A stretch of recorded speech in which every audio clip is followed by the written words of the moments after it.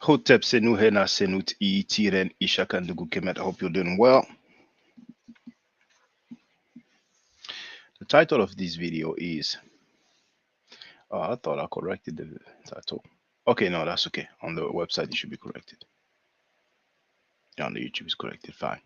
So the title of this video is Hotep-Shalom, the king of Judea, had the Ankh on his seal in 800 BCE. Yes, you've heard right.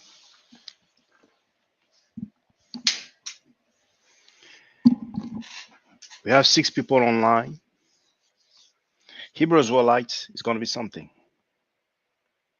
It is going to be something. I was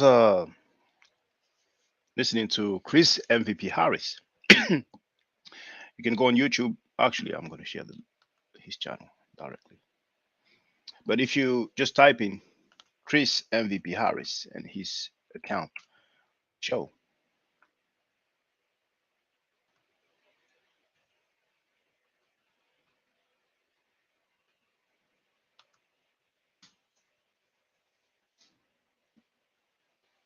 So I hopped on his live stream and we spoke.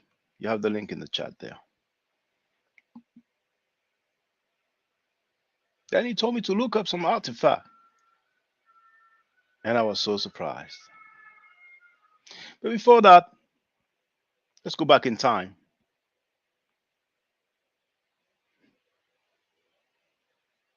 And see what a PhD showed to the people, to our people.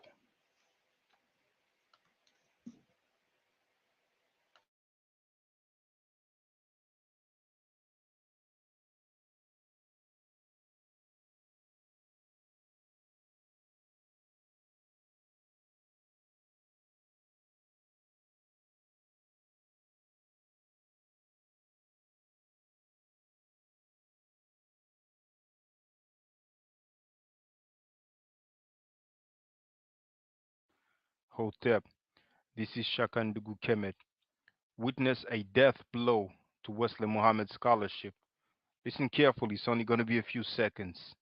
And Allah, the Proto-Semitic Allah, burning down tells us, was a black god represented by a black bull whose hide denoted his black skin. Here's the picture that he showed on the screen. It's a deity El, the god El. Pay attention to the crown or the headdress, if you will. This is a picture from the front of the same statue, a little closer, and a little bit from the side here. Now, this headdress is actually the Atef crown. If you go on Webster's online dictionary, that's what it says. Atef is the specific feathered white crown of the Egyptian deity Osiris. It combines the head jet, the crown of Upper Egypt, with red ostrich feather for the Osiris cult. The Atef crown identifies Osiris in ancient Egyptian painting. If you go to Webster's dictionary, Merriam-Webster. It says Atef. Hold on. A tall crown with a long feather on each side, shown in the art of ancient Upper Egypt as worn by Osiris. Okay, here you can see Osar or Osiris with the Atef crown. This is from the papyrus of Nebket. It's actually in the Louvre Museum, and you can see me filming that papyrus on the video entitled "Reality Check." Why black people ain't going nowhere? But you might as well put Afro Style reality check. It's gonna come up. And in here, it's also from the Louvre Museum. You have Osiris in the middle with the Atef crown and the description for it. If you go on the website of the Louvre Museum and you type Royal and Divine Triad, you can do a search and you will see they mention that he is actually wearing the Atef crown. Now, finally, you can compare the crowns. Okay, first you have the God of the Arabs Negroes, which first is El, but somehow, some way becomes Allah. But that's up to y'all. That's up to the doctor. And then you have the one that I showed you, Osiris. Then again, from the front, compared with another statue of Osiris, and then finally the same statue from another angle. This is just another death blow. I mean, there was others, but this one is a bit. It's really pitiful, but it is what it is. After the death blow, there might be the burial. Depends on the time I have on my hand or anything like that. But it's all good now. My name is Shaka Ndugu Kemet. My website is AfroStyly. That's AFROSTYLY.com/English. You can start by watching the documentary or the presentation, Introduction to Kemet. Learn some real history. You know what I'm saying? It is what it is. I'm out. Hotep.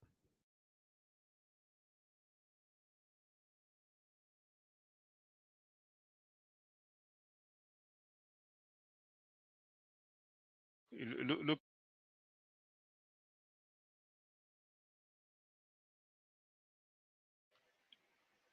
All right, we have 10 people online. Did not check the sound though. I will do that now. I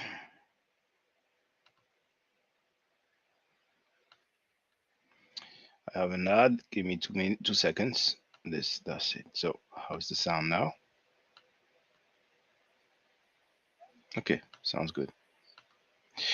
So you've seen a PhD in Islamic study, a PhD in Islamic studies,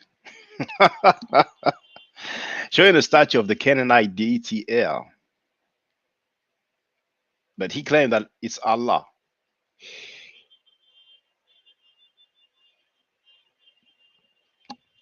He is accustomed to acrobatic linguistics and acrobatic gymnastics. One we Perry and I, followed in his footstep. But you have seen that was the debate between him and Natural Tahuti. He presented that on stage, and that statue wears the Atef crown.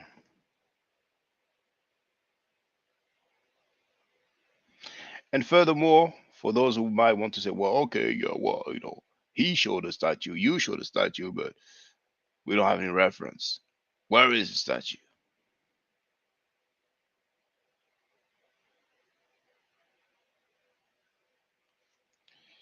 I'm sharing the video once again. White Semites Black Awakening. Have it in the chat there.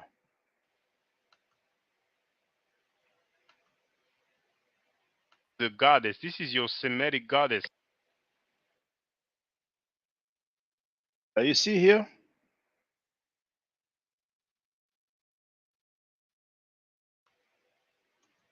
The book is the Oxford Archaeology in the Near East, Volume 5, edited by Eric M. Myers.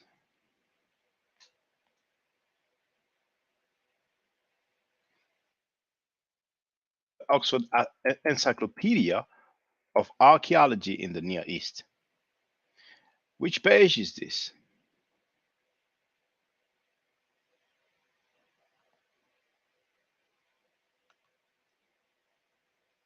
No, it's coming.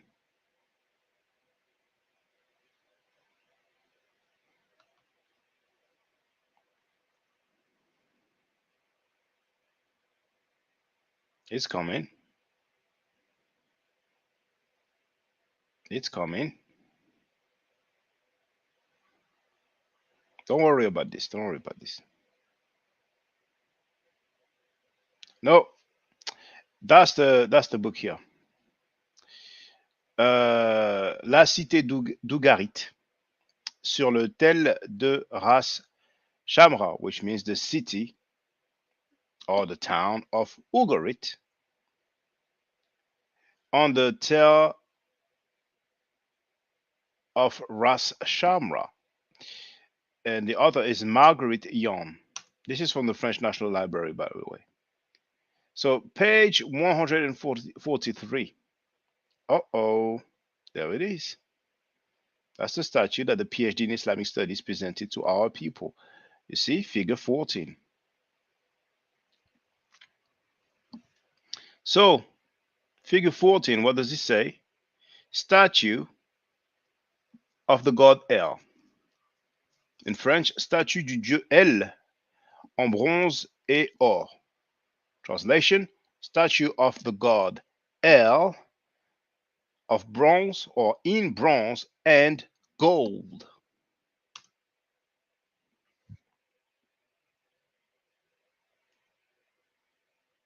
So apparently it was found in 1960.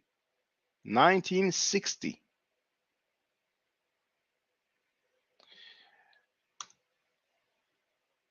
I hope they will say where it is located.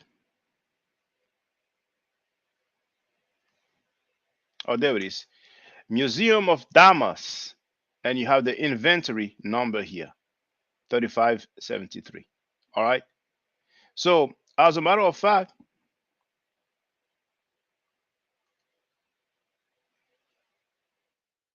it says that it's made of bronze covered with a leaf of gold. And we have an old man seated, wrapped in a coat, a long coat.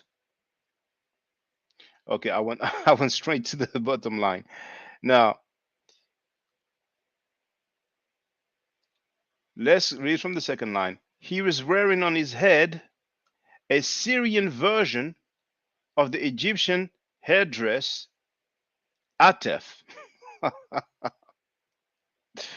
Oh, bloody hell. Okay, so that is out of the way. We have 12 people online, 13 now. Now let's deal with the king of Judea.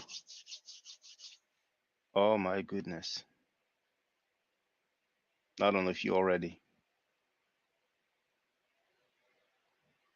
I don't know if you're ready for that knowledge. I don't know if you're ready for that work.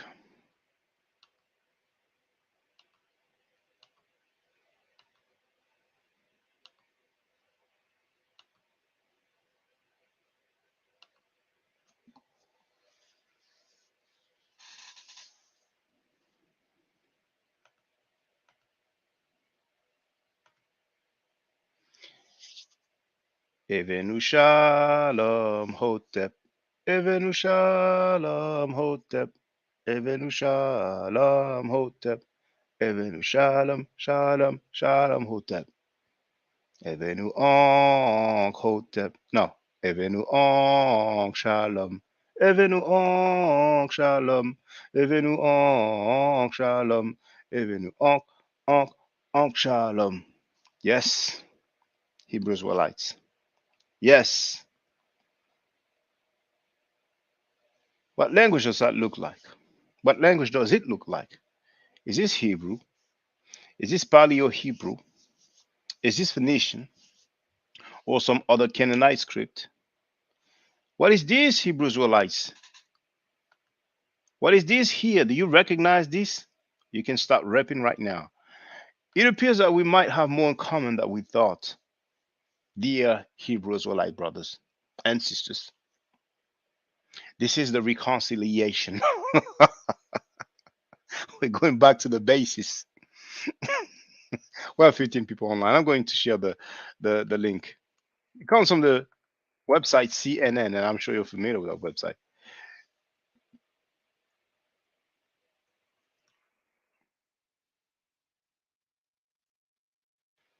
Biblical king seal discovered in dump site.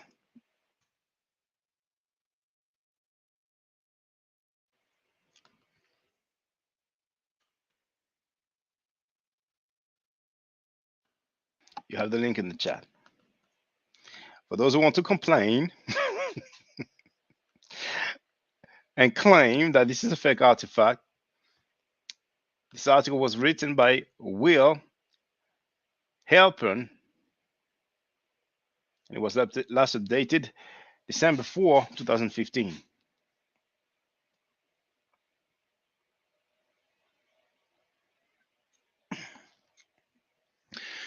A dump site is the last place you would expect to find an 8th century BC seal for a papyrus document signed by one of the kings of Judah.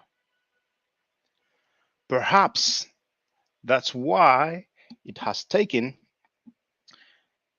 2,700 years for the piece of clay inscribed with King Hezekiah's seal to be discovered in Jerusalem. It is believed to be the first ever seal, also referred to as bulla, from an Israeli or Judean king to be discovered by archaeologists. The seal of the king was so important, it could have been a matter of life or death, so it's hard to believe that anyone else had the permission to use the seal. Eilat Mazar, who directs excavations at the city of David's summit, told CNN. Therefore, it's very reasonable to assume we are talking about an impression made by the king himself using his own ring. This is the greatest single item I have ever found, added Mazar, a third generation archaeologist. Hebrews were lights. This archaeologist directing excavation in your motherland has said this is the greatest single item that he has ever found. Look at this picture. I'm sure you recognize this is your Holy Land, right?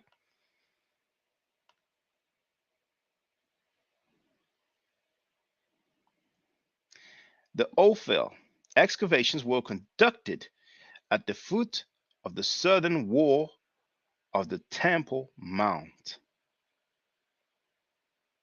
How significant. When we see the location right here, you see the outline in red. When we see where this artifact was found, the oval bulla, which is 0.5 inches wide, was discovered by a team from the Hebrew University of Jerusalem.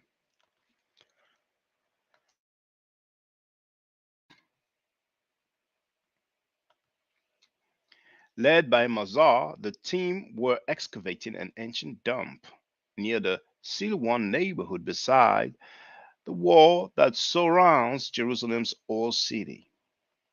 The site itself, along with the nearby city of David, is contentious because it is an Israeli archaeological dig in East Jerusalem next to a Palestinian neighborhood. Critics say the dig is politically motivated to extend Jewish claims over East Jerusalem and the old city. Archaeological finds become historical justifications. We even have a video about the Ophel excavation. Is it still online? Well, it is still online. We're going to watch that together.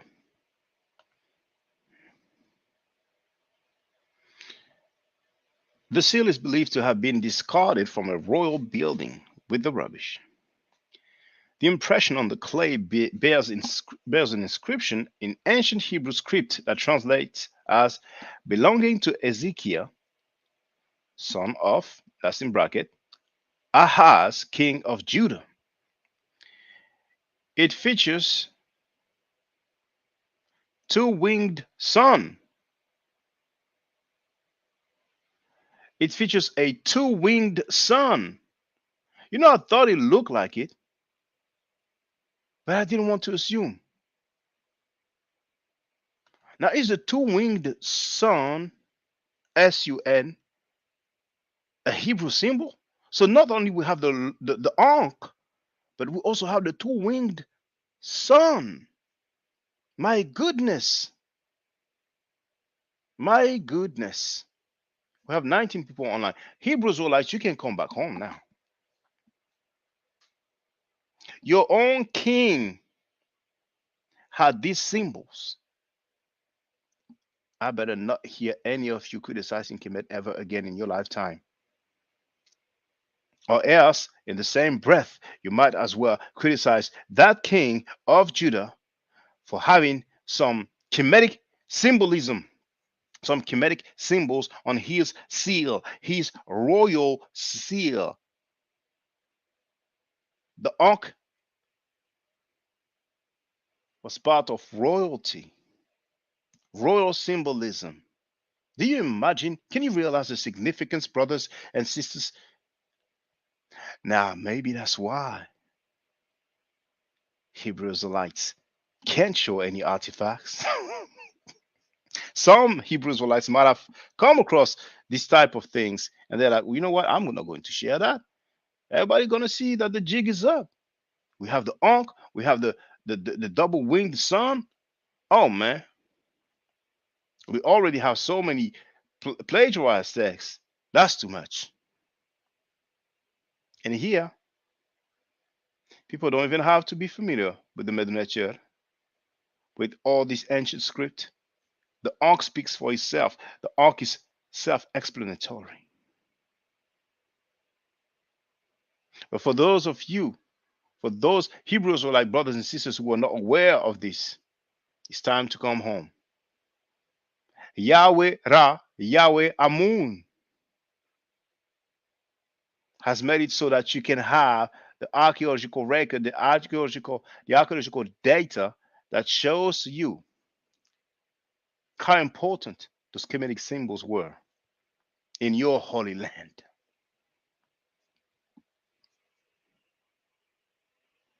King of Judah, King of Judea. There's a Hebrews who like to, he has Judah in his name. Does that come from India? Ah,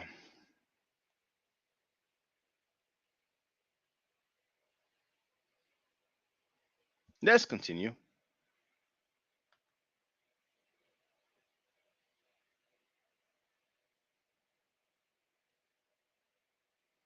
It features a two-winged sun with wings turned downward, flanked by two Ankh symbols symbolizing life. There were two Ankh symbols. Where's the other one then? Did they double up on the Ankh?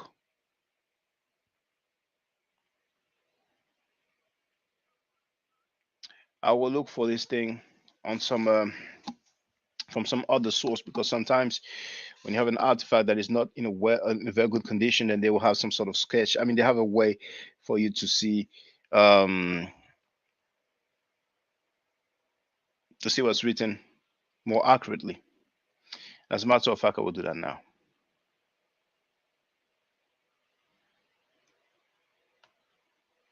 Did they even double up on the Ankh? My goodness. My goodness. My goodness.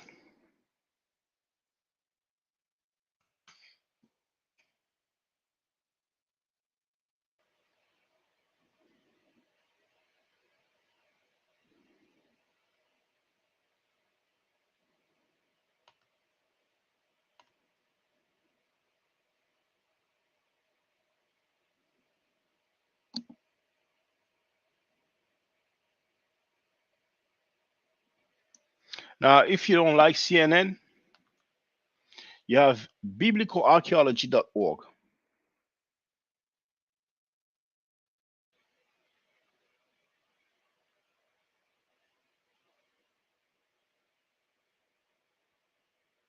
and I will share it after.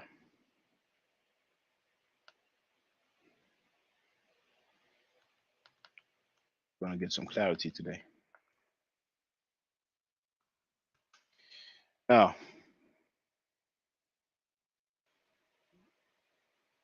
okay, okay, brothers and sisters. Okay, which website is this? It's the Washington Post. Oh man. Oh boy. Oh boy. Oh boy. Oh boy. Oh boy. Oh boy. Oh boy. I'm gonna finish with that article, and then we're gonna move to the next one. Oh my goodness. Brace yourself. Prepare yourself.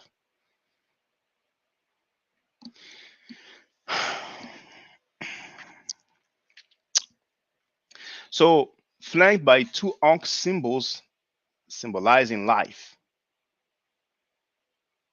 Nearly everybody in the Mama know that the Ankh stands for life, but they still tell you in case, just in case. Other bullets bearing the name of King Ezekiel have been seen on the antiquities market. However, the others are not as important because they were not found by archaeologists and therefore may not be genuine according to Mazar. What we know about King Ezekiel, the Bible describes King Ezekiel as one of the most important kings after King David, said Mazar. I mean, he's not a minor king. One of the most important king after King David. Oh, Hebrew Israelites. Hotep-Shalom. Shalom Hotep. We're going to discuss. We might even come up with a Kemetic version of uh, the Hebrew Israelite doctrine. So we're going to decide, should we say Shalom first or Hotep first? I would argue that, with all fairness, without being biased, since the Kemetic language or Medu Neter predates any Hebrew derivative of the Canaanite script, we should say Hotep Shalom. But hey, if that makes you happy, we'll let you put Shalom first. We'll say Shalom Hotep. It's time to come home. I'm so glad for this archaeological finding that leads us to a reconciliation. You don't have to bang on Kemet no more. Begging on Kemet, dissing Kemet, disrespecting Kemet is ultimately, by default, going against your own king.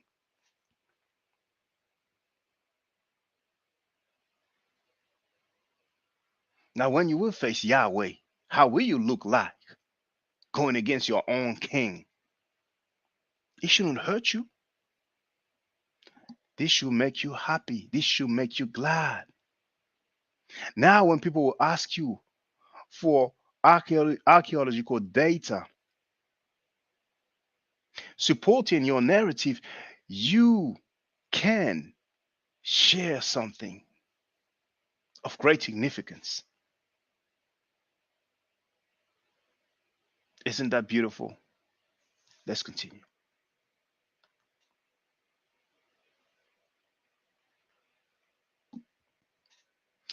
He was rich, daring, stood up against the Syrians.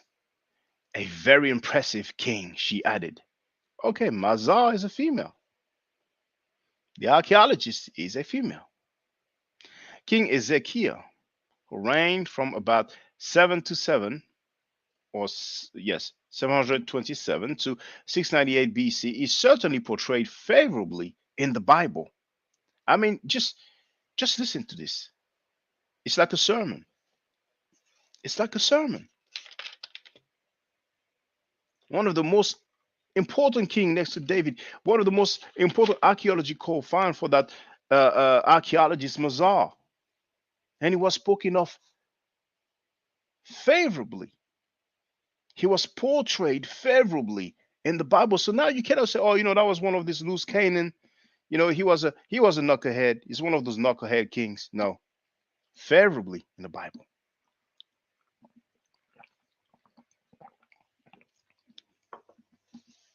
So if that king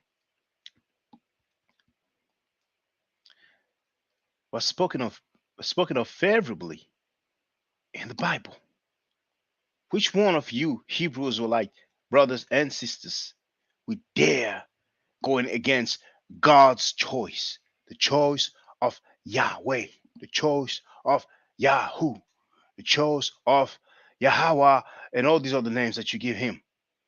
You call him usually in English the Most High. Which one of you Hebrews will like will dare going against the Most High? I would love to see that.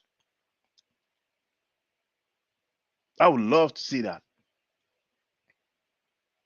Which one of you would do gestures of weapon, holding weapon, and beheading and all that? Who's gonna do that against God? Your arms are too short to box with God. Let's continue. Let's continue. The book of Kings 2:18-5 says of Ezekiel, after him was none like him among all the kings of Judah, nor among them that were before him.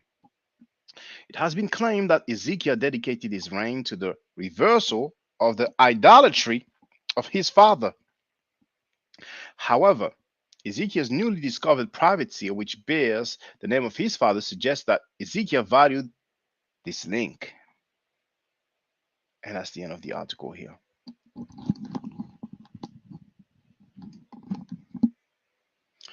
Now we're going to move to the Washington Post. My goodness, we have 22 people online. Hebrew Israelites are silent. They are in a state of shock. They would have never thought in their lifetime that they will come across that type of information. What are they going to say now? I'm curious. If you know some Hebrew Israelites, call them now. Call them now. There's no excuse. I don't want to hear, I didn't know. They know. They're calling each other now on some, what are we going to do now? Okay, the link, okay. Will it work this way? No. So I'm going to repost it. Did that. Now we'll repost it. Thing is long. Hopefully this will do. Oh, okay. Shorten link and it's done. Shorten link.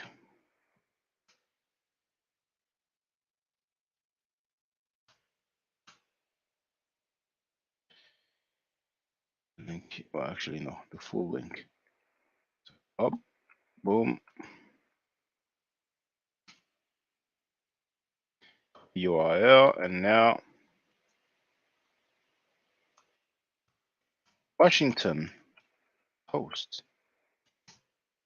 Damn it.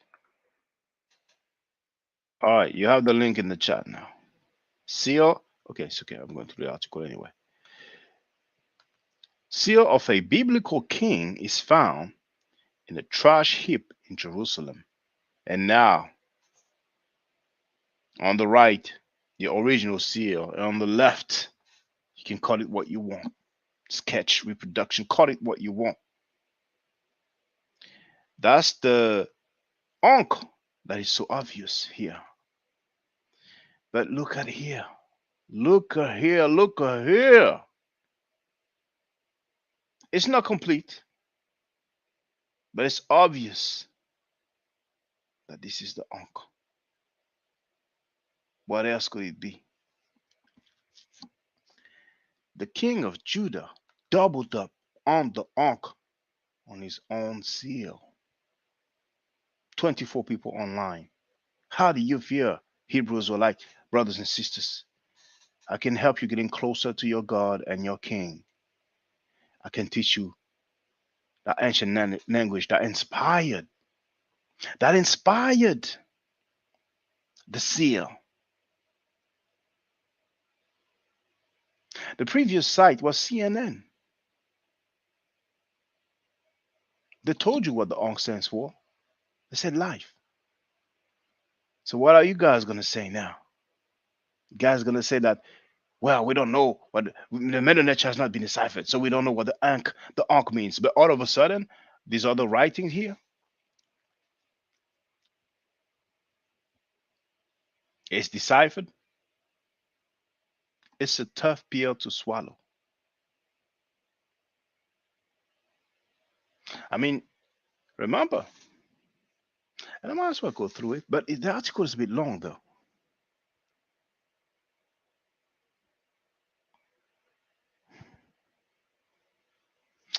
The article is a bit long, explaining how most likely the Paleo Hebrew script derives from the Mennonite. You owe so much to Kemet Hebrew Israelites, even your script.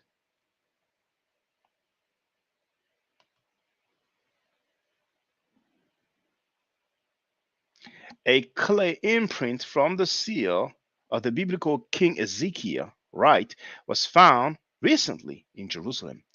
A projection of the seal's image, right, shows a two-winged sun flanked by two Ankh symbols.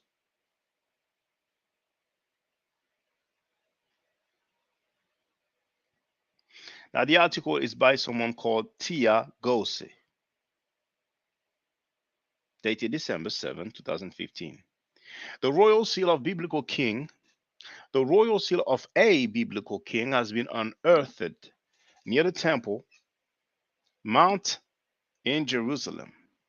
The seal, a clay impression, depicted a two-winged sun with two Ankh symbols on either side, was once used to seal papyrus documents associated with King Hezekiah, who ruled Judea from 727 BC to 698 BC. The seal was unearthed in an ancient trash heap near the walls of the Temple Mount. Although seal impressions bearing King Hezekiah's name have already been known from the antiquities market since the middle of the 1990s, some with a winged scarab, oh my goodness, some with a winged scarab, dung beetle. Do you know what symbol this is? Oh, we have a Osam Ka. Top Shenny, Aquasti It's Jet, been a Johnson minute, Uncle Justin. How do you feel that Hebrews brothers are ours? You know, we, They are our brothers. They were Kemetic first, and then, they were lost in translations, and they took on the Hebrew Israelite identity. How do you feel, brother? you know, if you're a Crip and then all of a sudden you become a Blood, or vice versa, if you're a Blood and decide to become a Crip, or if you're a Folk and you decide to become a GD, and you know, it's just I usually call you a Buster or something like that, but we Hmm. not to use the gang analogy because they really Black family, but when you see things like this, that's Black family. What are you doing? And so you have to ask them, and I'm gonna show you some other stuff because me and you've seen this before. They haven't. I'm gonna show you some other stuff by the top translator in Hebrew. He's Hmm. the top translator, or in Arcadia, because Hmm. there's a bunch of these. This ain't even a what.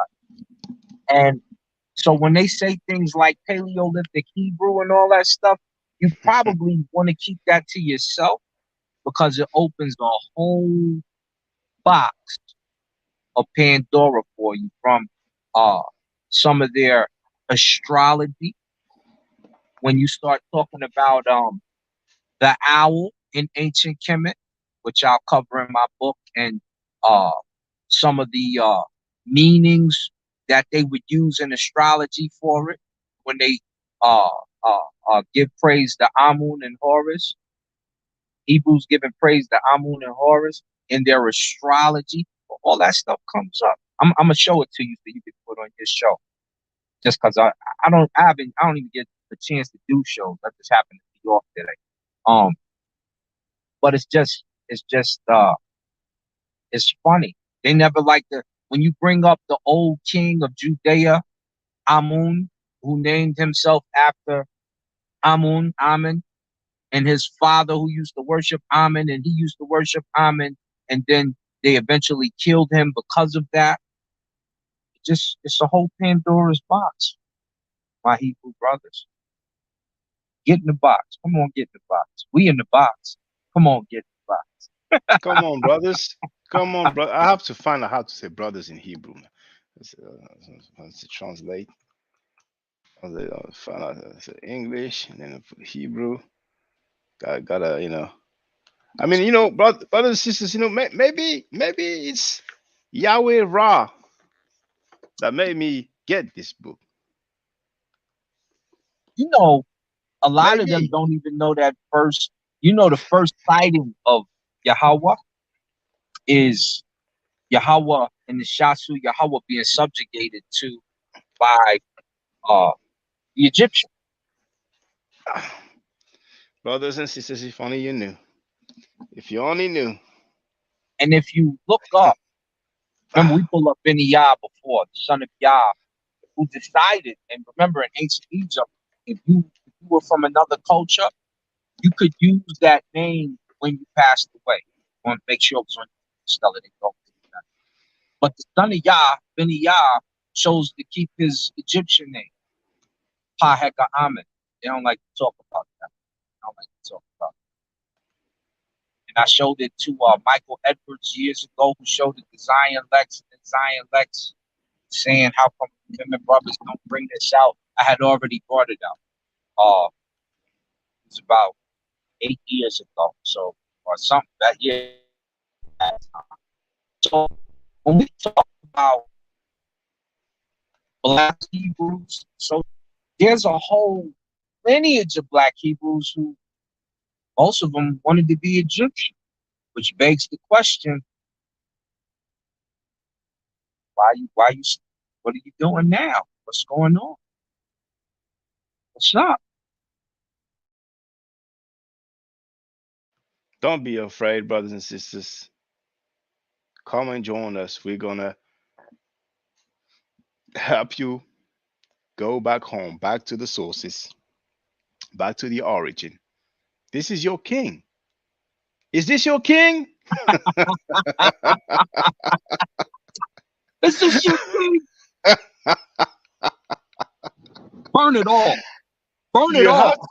You have to follow your king. If you don't follow your king, who else will you follow? This is really, I mean, oh, Brother Shaka, we have the last heart filled.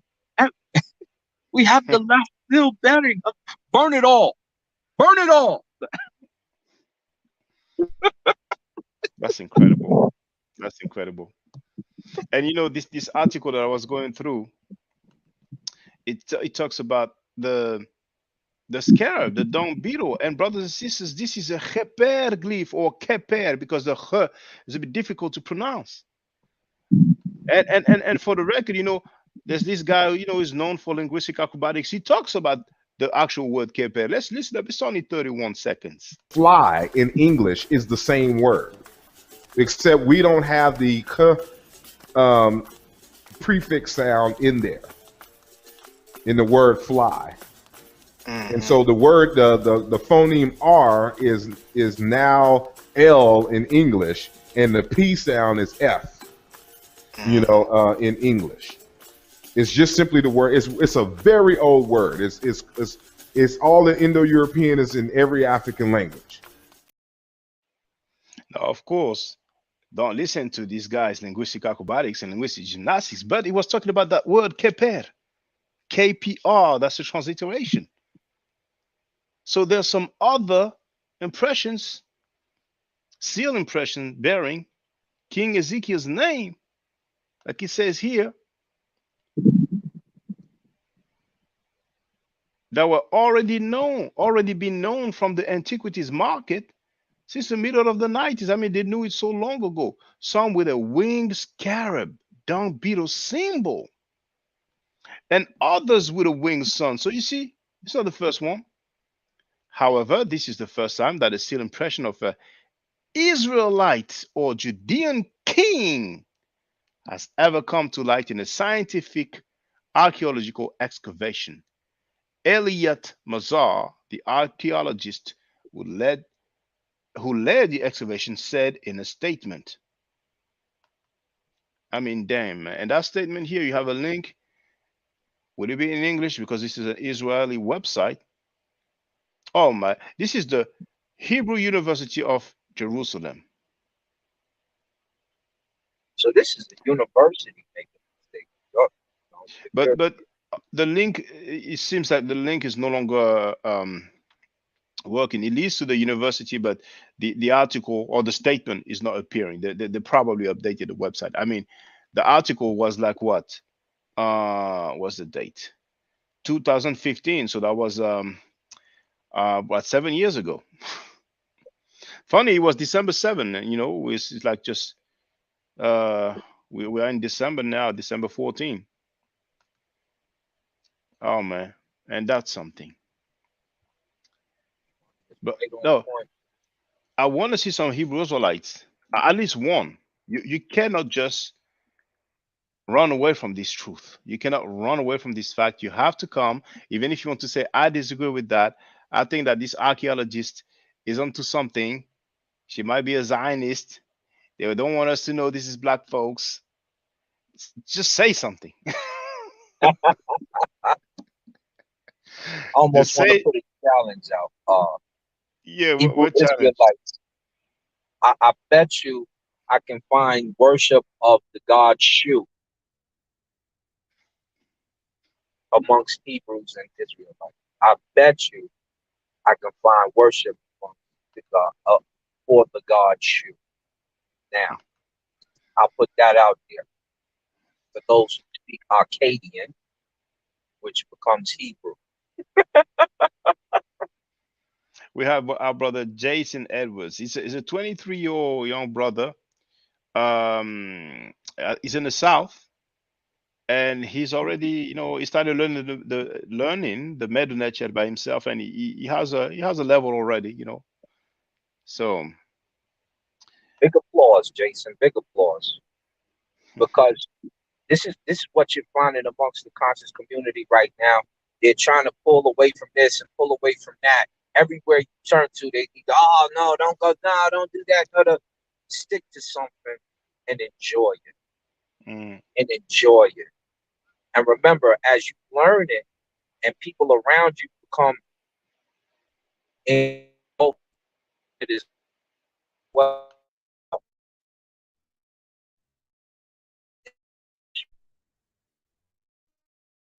spread.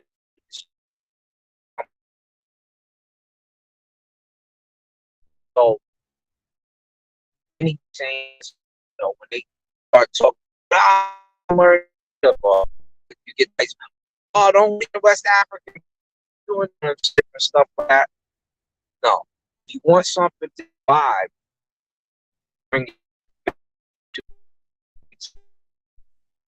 it's not. I was for my last.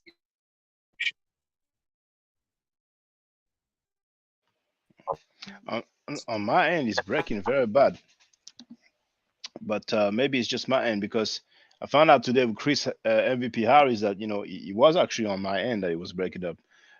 Brother Jason, can you please tell us, was it breaking on your end as well, or was it normal? Was it okay on your end? You know how many times I told Brother Chris that he was breaking up, and actually even, oh no, because I listened again to the other times, and he wasn't he breaking up. Yes, Jason says he is breaking up, but I think the brother's gonna come back.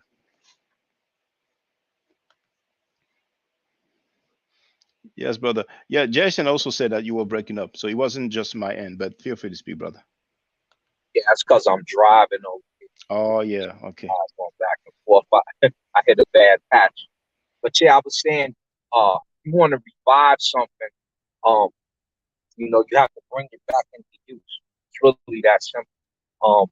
It's how Hebrew became a language again, a living spoken language again. Um, And this is what we do with metal nurture. Start to bring it back. Start to make it happen. And don't forget, Coptic is the last form of it.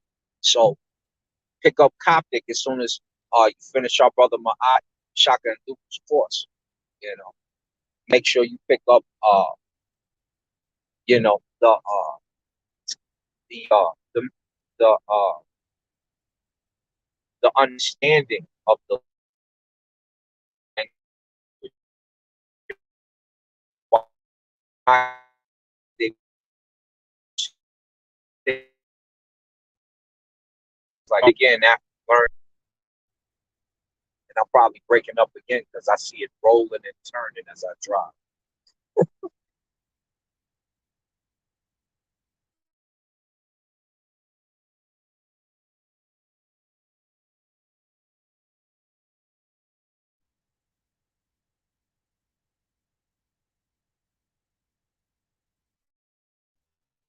Okay. Can you hear me now?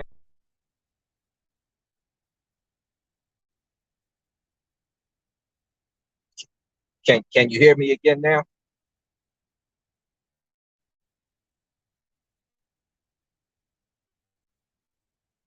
think yes, but it ain't come through the sound. I'm gonna go out, come back in, and see if it makes sense.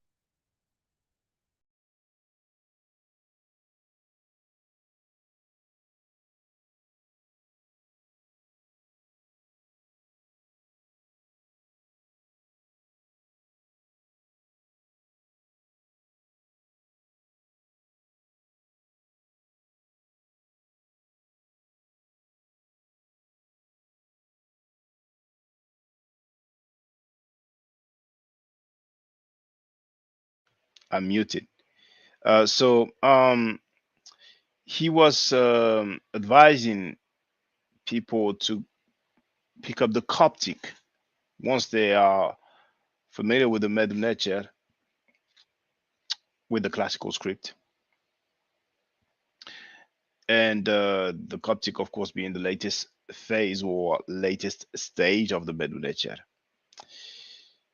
If you know some Hebrews would like to, I would love to have one testimony. I would love some testimonials, but just one will do. Just one reaction, just one comment, whether the person is in agreement or not. Those people claim to be so thorough, man.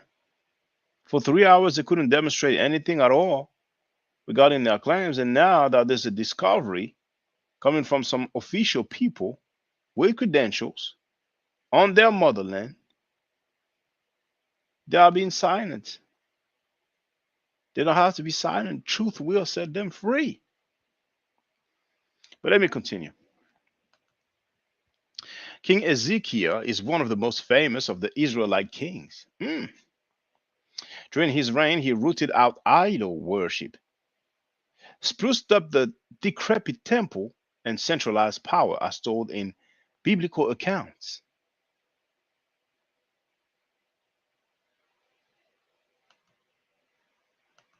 And what does that thing say here, biblical account? It says, this is lifescience.com, and it says, Bible possibly written centuries earlier, text suggests.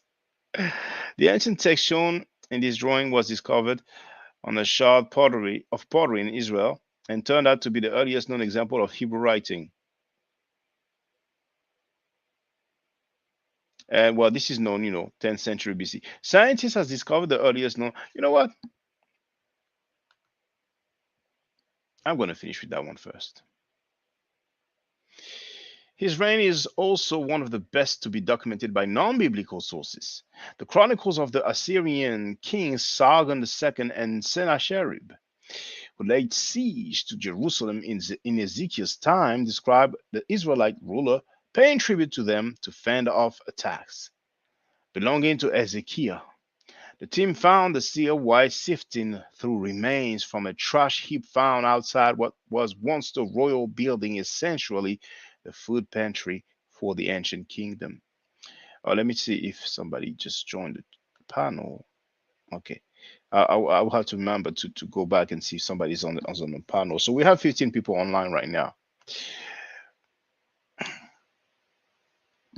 When the researchers took a closer look. They realized the item was a seal with the following inscription: belonging to Hezekiah, son of, and that's in brackets, son of Ahaz, king of Judah.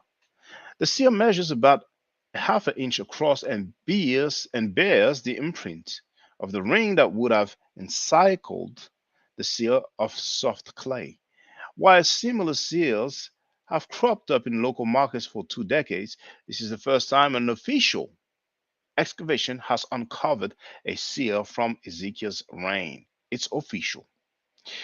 The winged sun imagery suggests the seal came from later in Ezekiel's rule. Earlier in his reign, Ezekiel used a scarab or beetle, which was a typical symbol of power in the Middle East at the time. Oh, they've been so slick with it. A typical power symbol of power in the Middle East. Okay, all right, fine. Instead of saying Egypt, they will use the term Middle East. Middle East. But I'm not angry. I'm not mad at them. But in later life, he turned to the winged sun imagery, which represented the protection and refuge of God. Other kings, such as those of the Assyrians, also employed this symbol, and Ezekiel's interaction with the Assyrians may have influenced his choice, the researchers wrote in a statement.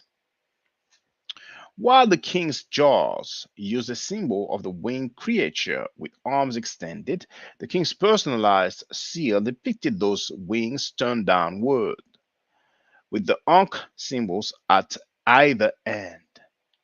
Last paragraph, the researchers hypothesized that the transition from scarab to winged sun occurred after Ezekiel was struck by a mortal illness. Ezekiel faced an all but certain death from something that modern academics say may have been anthrax. Ezekiel prayed to God, recovered, and went on to live another 15 years. Biblical accounts state his brush with death may have made the Ankh symbols, which represented life, even more significant to the Judean king, the researchers wrote in the statement. It's so funny because they talked about the Ankh symbols and they said what it represents, but they did not specify that this is an Egyptian symbol. Because if you read this and you're not familiar with the Ankh, you might think the Ankh represent life within the Israeli or Israelite or Judean culture or Hebrew culture. Babylon Dawn, please, brother, please use a webcam, please.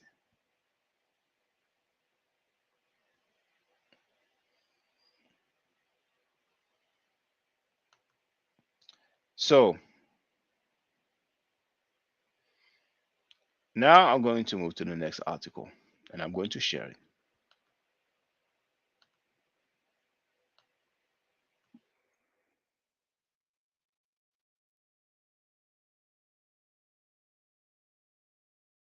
On va pas dire this thing.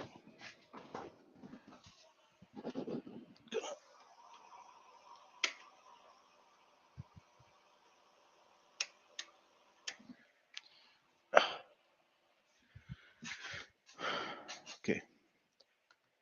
So now the link. There you go. You have it in the chat. Now let me share it.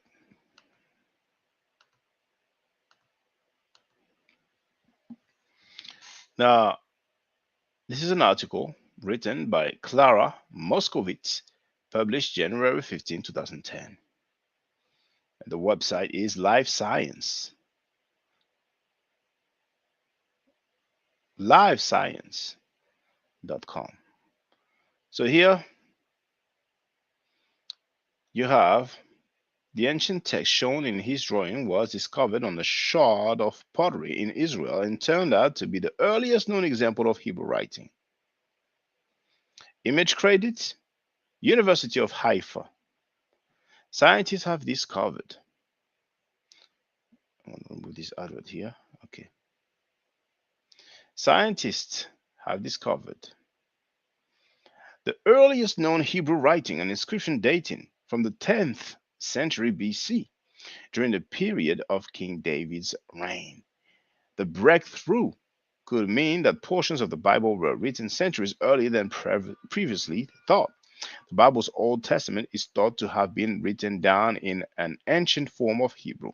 Until now, many scholars have held that the Hebrew Bible originated in the 6th century BC because Hebrew writing was thought to stretch back no further, but the newly deciphered Hebrew text is about 4 centuries older, scientists announced this month. It indicates that the kingdom of Israel already existed in the 10th century BCE and that at least some of the biblical texts were written hundreds of years before the dates presented in current research, said Gershon Galil, a professor of biblical studies at the University of Haifa in Israel, who deciphered the ancient text.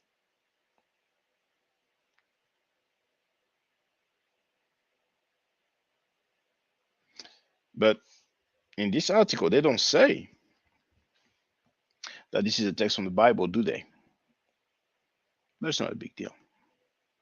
Now, let me see the panel. I see you still here, brother Babylon Don. And if you want to get on the panel, you're welcome, but please use a webcam, brother, please.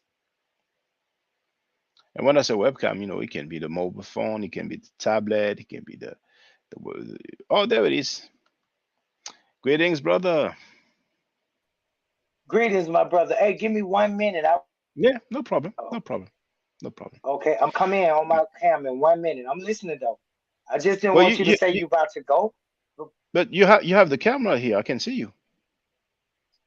Yes, I know. I'm Okay. busy right now, so I just Oh, got my no problem, cam no off problem. listening. But I'm gonna turn it Okay. on in 1 second. Okay, All no right. problem, no problem. Problem. So, yes, let me just do the other article. Now, did I do this one? No, that was the okay. Now, what is this here? Okay, I shortened the URL. Okay, so this time we're gonna do Biblical Archaeology Society. All right. I'm gonna shorten that link because otherwise, back here, it will be too long otherwise. So, copy URL there, then there, there. Oh, there it is.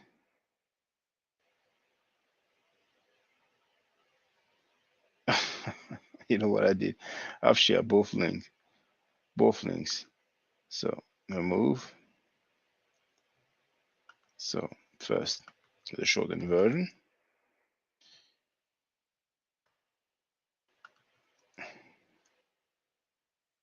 That's it. And the title.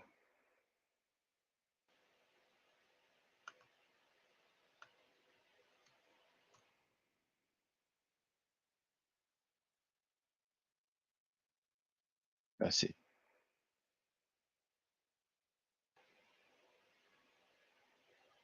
So you have the link in the chat. We have 22 people online. Let's go.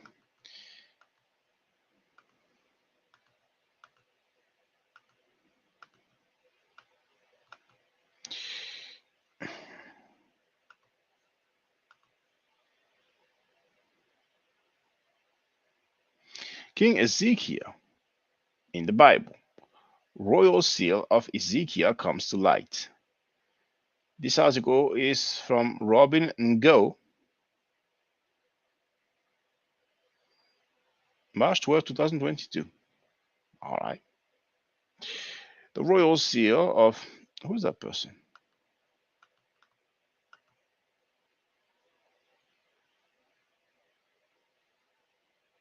Okay, well, it's okay. The royal seal of King Ezekiel in the Bible was found in an archaeological excavation. The stamped clay seal, also known as a bulla, was. It looks like it's the same article that we read first.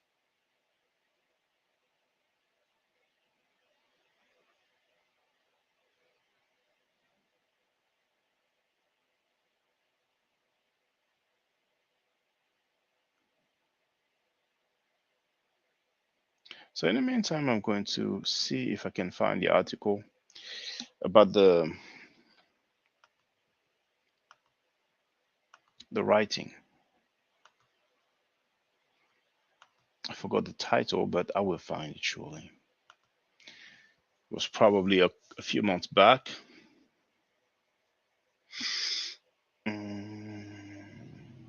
Did I make a live stream or it was just a normal video? Let's see.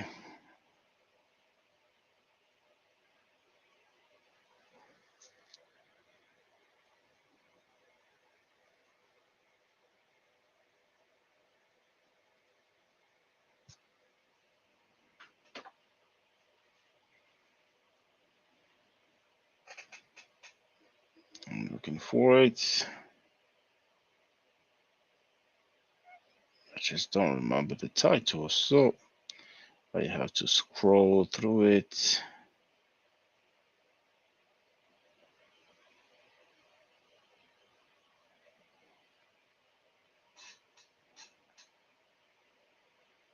Maybe it was not a live stream, because I don't think, no, that was 8 months ago. That was surely not 8 months ago.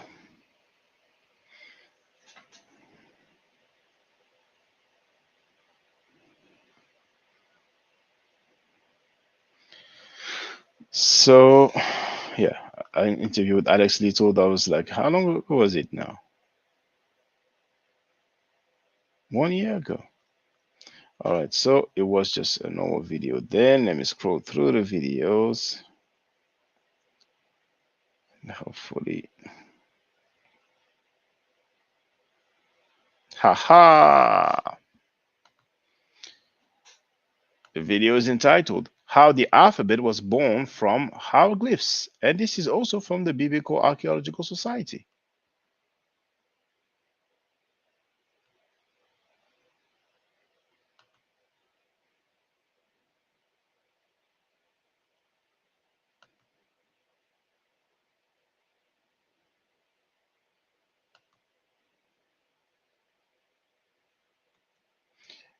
There's also a video that I wanted to share. That's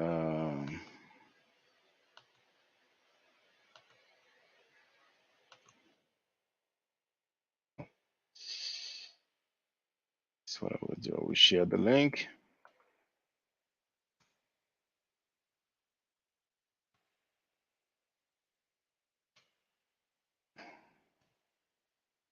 It's in the chat.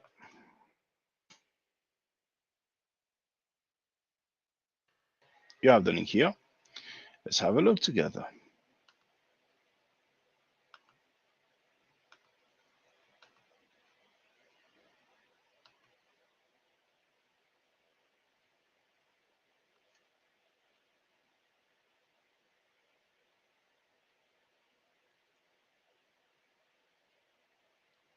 Oh, I want to know if it's the if it's that dude. I don't even want to hear the dude's voice.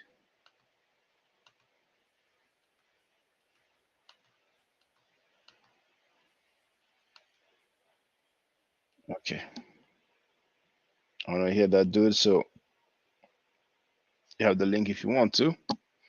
There's another video here entitled King Ezekiel Seal Impression Found in the Ophel Excavation, Jerusalem. Share the link first and then I will play it. Right. So I'm sharing this here. There you have it. And now let's have a look.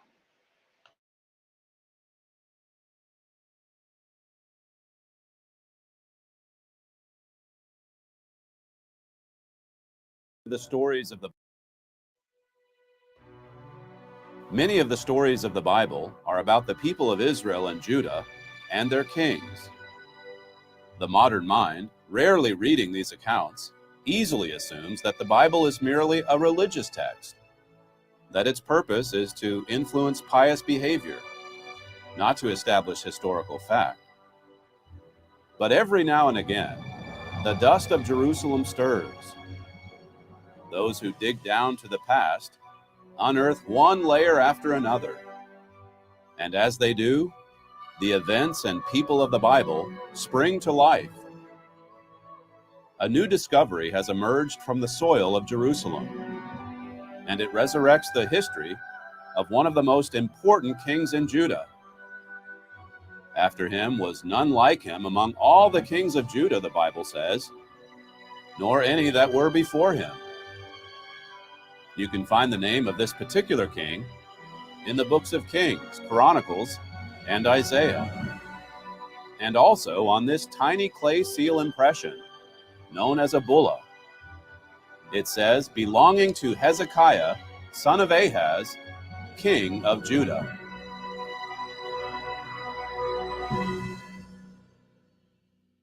Dr. Eilat Mazar and her team discovered this extraordinary artifact during a recent phase of the Hebrew University of Jerusalem Ophel excavations. In archaeological excavations we conducted in the Ophel area, we found a most unique item, that is the private seal impression of King Hezekiah. This is the first time that such an item is found ever in archaeological excavations. This is so tiny, it's just 1 centimeter, and it was found during the wet sifting. It's a system that makes it possible for such an item to be revealed, otherwise it's so easily get lost. And we can see very easily the name of King Hezekiah, the symbol that he chose to put on his seal impression, with the sun disk with wings and symbol of life on both sides of the wings. And of course, this is a seal, private seal of the king, that most likely held by the king and by nobody else. And we found it. We found it in a royal quarter. That means that we get as close as possible, tangible as ever, to King Hezekiah himself. Of course, one of the most important figures in the Bible, King Hezekiah, known from Assyrian documents. Of course, he is well known from the Bible itself. And now we get to touch him as close as we can get by the archaeological evidence that was found in the excavations themselves, conducted for many years at the Ophel site. Archaeological digs on the Ophel have occurred on and off since the middle of the 19th century. But only in recent years have royal structures and royal artifacts been uncovered in Jerusalem that closely correlate to the biblical descriptions found in the books of Kings and Chronicles.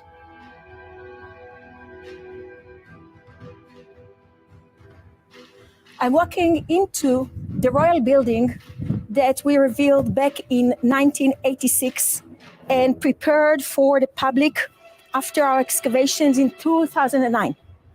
You can see that this building is beautifully preserved. It was built at the time of King Solomon and used until the end of the First Temple period, meaning destroyed by the Babylonians at 586 BCE. We found a destruction layer. And all these jars that you can see here, including an ancient Hebrew inscription on one of the jars, which indicate that they were used by the official who is in charge of the bakery at the royal house. From this building, all the bullae and garbage that were thrown from the windows of the second floor. And all this garbage, we found it as it was dumped onto the other side of the building. That's where we found many bullae, among which are our bullae. So when the material come back from sifting, we make a list of all the names that we have in the bullae, and one of the bullae was this one.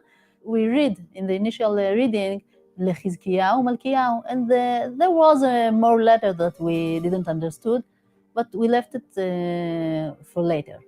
So after some years, when we concluded the first volume of the publication of the Ophel excavation, we start again.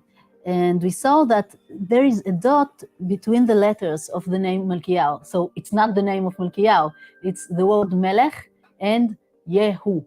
And the meaning is Yehuda. And then we come back to the letters that had missed, and we understood that there was the name of Hezekiah's father, Ahaz. So in the seal that pressed this bulla, there was the letters Lehizkiyahu, Achaz, Melech Yehuda. So this is a royal bulla.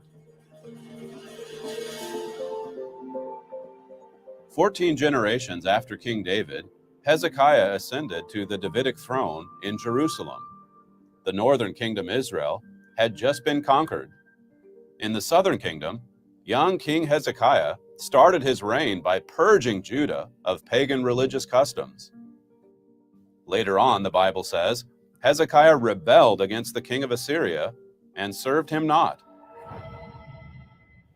The Assyrian king Sennacherib came against Judah and conquered many of its cities. This is recounted in 2 Kings 18 and Isaiah 36. It's also recorded on the Annals of Sennacherib. Regarding Sennacherib's invasion of Judah, one prism on display at the British Museum says, "As for Hezekiah the Judahite, who did not submit to my yoke, 46 of his strong walled cities I besieged and took them. Hezekiah himself, like a caged bird, I shut up in Jerusalem, his royal city." Sennacherib considered the takeover of one Judean city, Lachish, to be so important that he had the conquest portrayed on large wall reliefs at his palace in Nineveh. Today, many of these well-preserved reliefs are also on display at the British Museum. After Lachish, Sennacherib's plan was to lay siege against Jerusalem. Anticipating the attack, Hezekiah famously cut a 1,700-foot underground tunnel to deliver fresh spring water into the city. Today, this conduit is one of Jerusalem's most popular tourist attractions. It's an engineering marvel that is referred to in both the books of Kings and Chronicles. And it was carved through bedrock to protect against an Assyrian siege that did not succeed. History and archaeology correspond with the Bible. There is no destruction layer laid down by Assyrian siege weapons. There are no reliefs of a Jerusalem conquest along the palace walls in Nineveh. All right, I don't need to play the whole thing. You have the link in the chat. Hebrew Israelite brothers and sisters, we're going to have more discussion. Even if the Hebrew language can go back to 1000 BC, which other sites state as well, like Encyclopedia Britannica 2012 as well, from memory, you know, I mean, I could look it up now, but the Medu Neter goes back to 3000 BC. Actually, even before that, but I don't even know why I said that. That's the first dynasty with King Narmer or Menes or Meni or Mena. But let's say Narmer. So I can introduce you to the ancient language, which obviously had some importance in one of your most popular kings. So it's been a good hour and 18 minutes. The Hebrew Israelites did not show up, except Babylon Dawn, but he's busy right now. So I'm working tomorrow. Yes, I work full time. So I'm going. Oh, Babylon Dawn. Feel free, brother. You're muted though. Yes. How you doing, brother? Chop up? I'm chilling. How about yourself, brother? I'm doing pretty good. I'm doing my best. Did you I think you forgot to mention, wasn't it this show that I was on when I told you guys, wasn't it you and Sekou that I told that the Hebrew Israelites originally spoke Meduneta? Yes, you did say that. You did say that the laws written on the tablets that Moses got on Mount Sinai was written in the Medu-Neter. Yes, you did say that. Okay, now tell me what language is that coin written in, that seal? What language is that on the seal?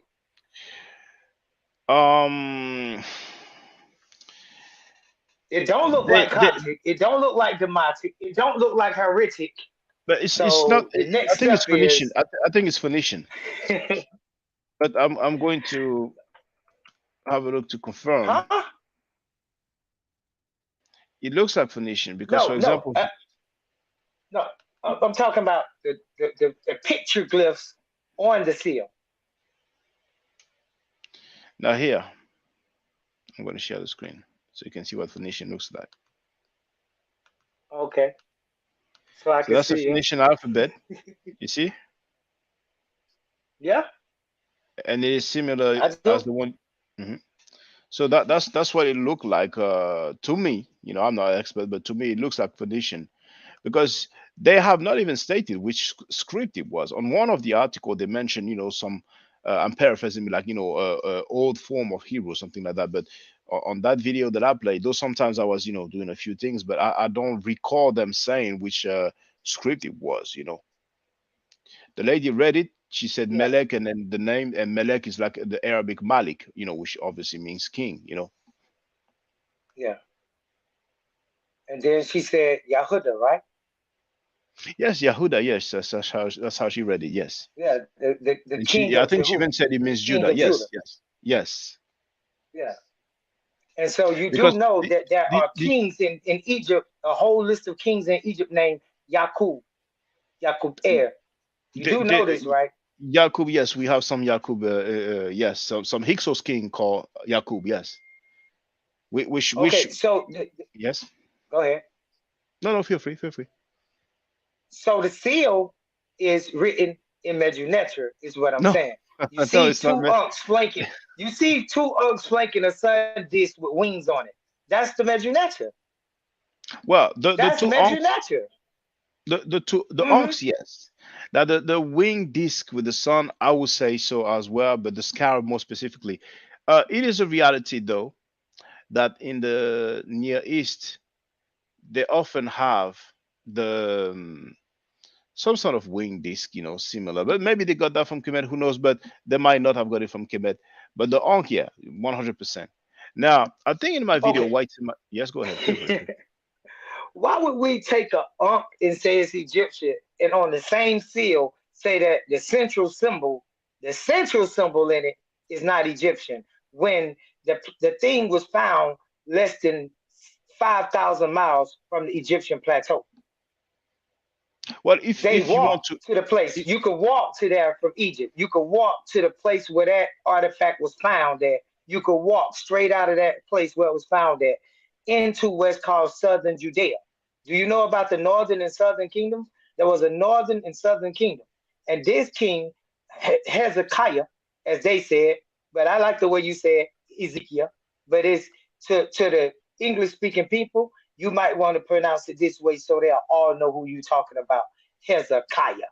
So Hezekiah is the king of Judah, Judea, and Judea is the southern kingdom. And in the southern kingdom, that means that it's the one flanked more towards Egypt and not north towards Turkey and all of that. It's the one that's on the bottom side that's right by Egypt, leading into Egypt. So what I'm saying is that the Egyptians, Egypt stretched all the way to Jerusalem, all the way to Canaan. That is Africa. And when you say Near East, that's a play on words, because what you call a Near East or Middle East is in Egypt, it's in Africa. And if you want to, you can pull that video up today that's called Hebrew Israelites Show and Prove that Israel is in Africa. okay. But what's for sure is that those symbols, like it shows here on the screen, they are not Medunachar. It's like some Phoenician or some sort of, you know, Sinaitic script. Most likely Phoenician, but it's definitely not Medunachar. That is for sure, you know. The script you have up there, I can't really Yes. see it that good. I'm put on my big Yeah. screen, Well, oh, but actually, I that forgot to script, share it, but I'm going to share it in the chat. It's Phoenician alphabet.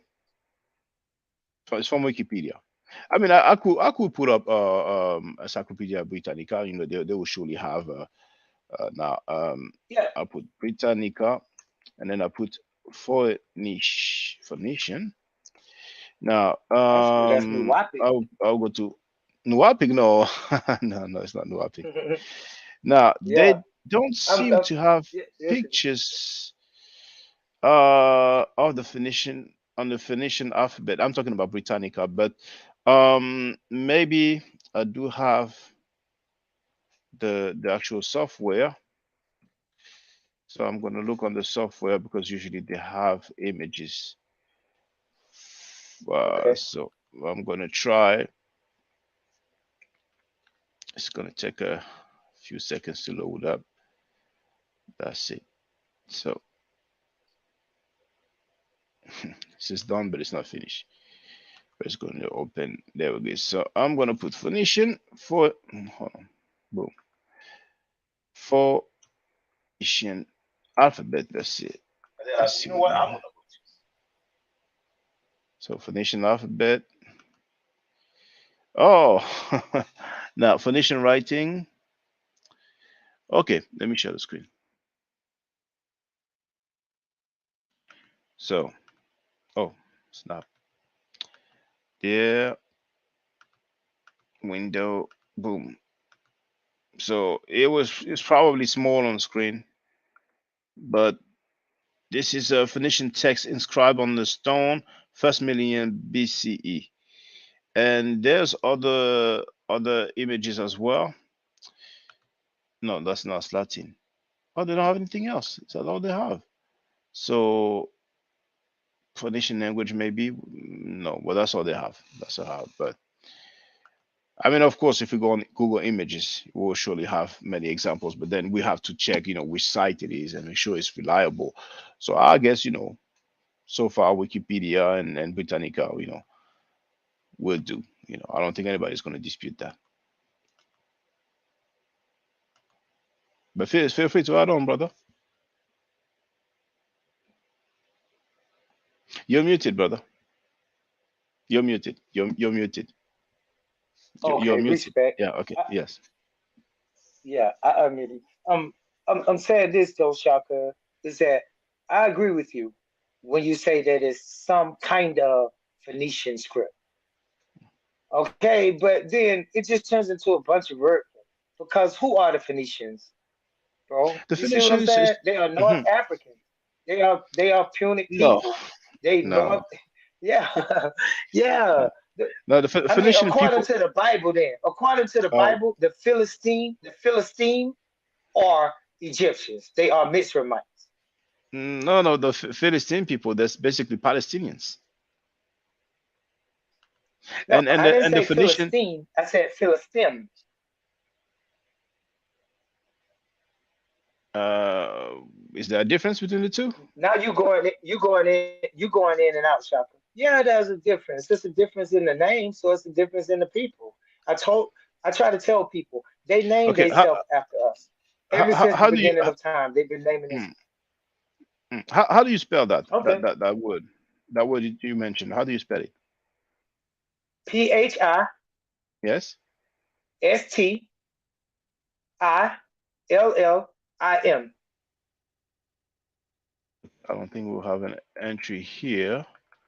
So I will look on Wikipedia. Well, actually, Britannica. Let's try Britannica first.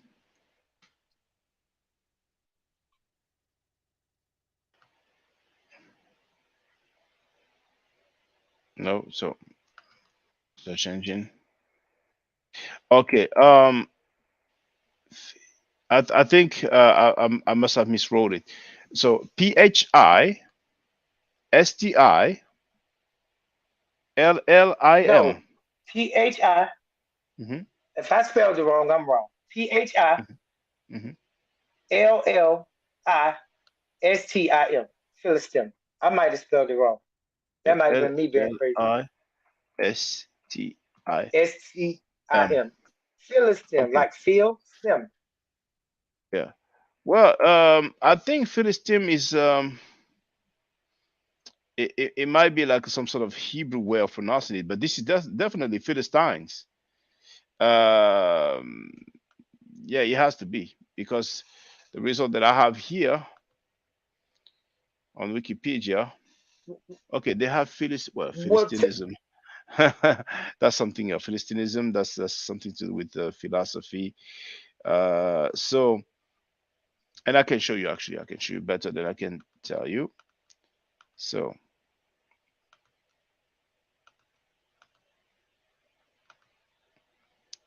Philistines. I'm listening to them. We have the Hebrew. We have the Akkadian. And in Hebrew, indeed, it's like a Pelishtim. You see. So those Mm-hmm. were people who lived, in Canaan, in the south coast of Canaan.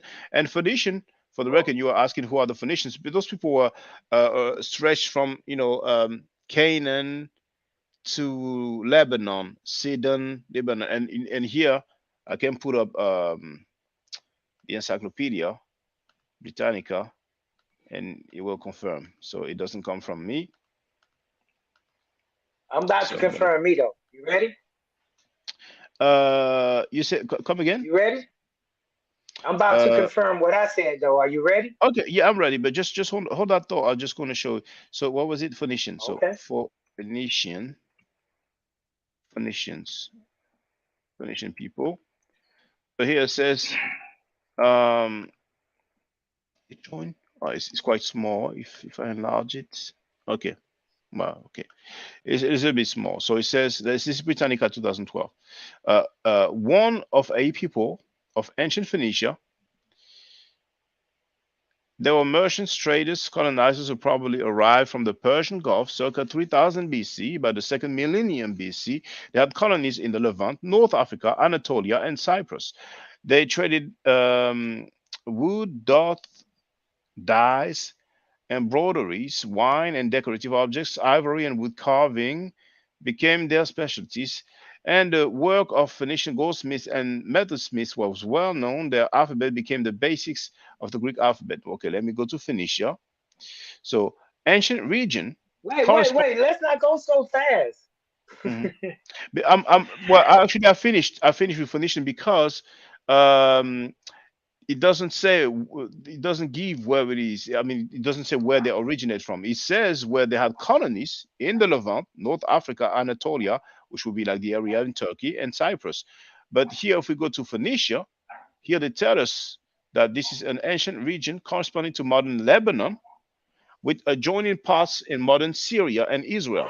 You see, so that's the Phoenicians. That's their territory. But feel free, you wanted to share something with us.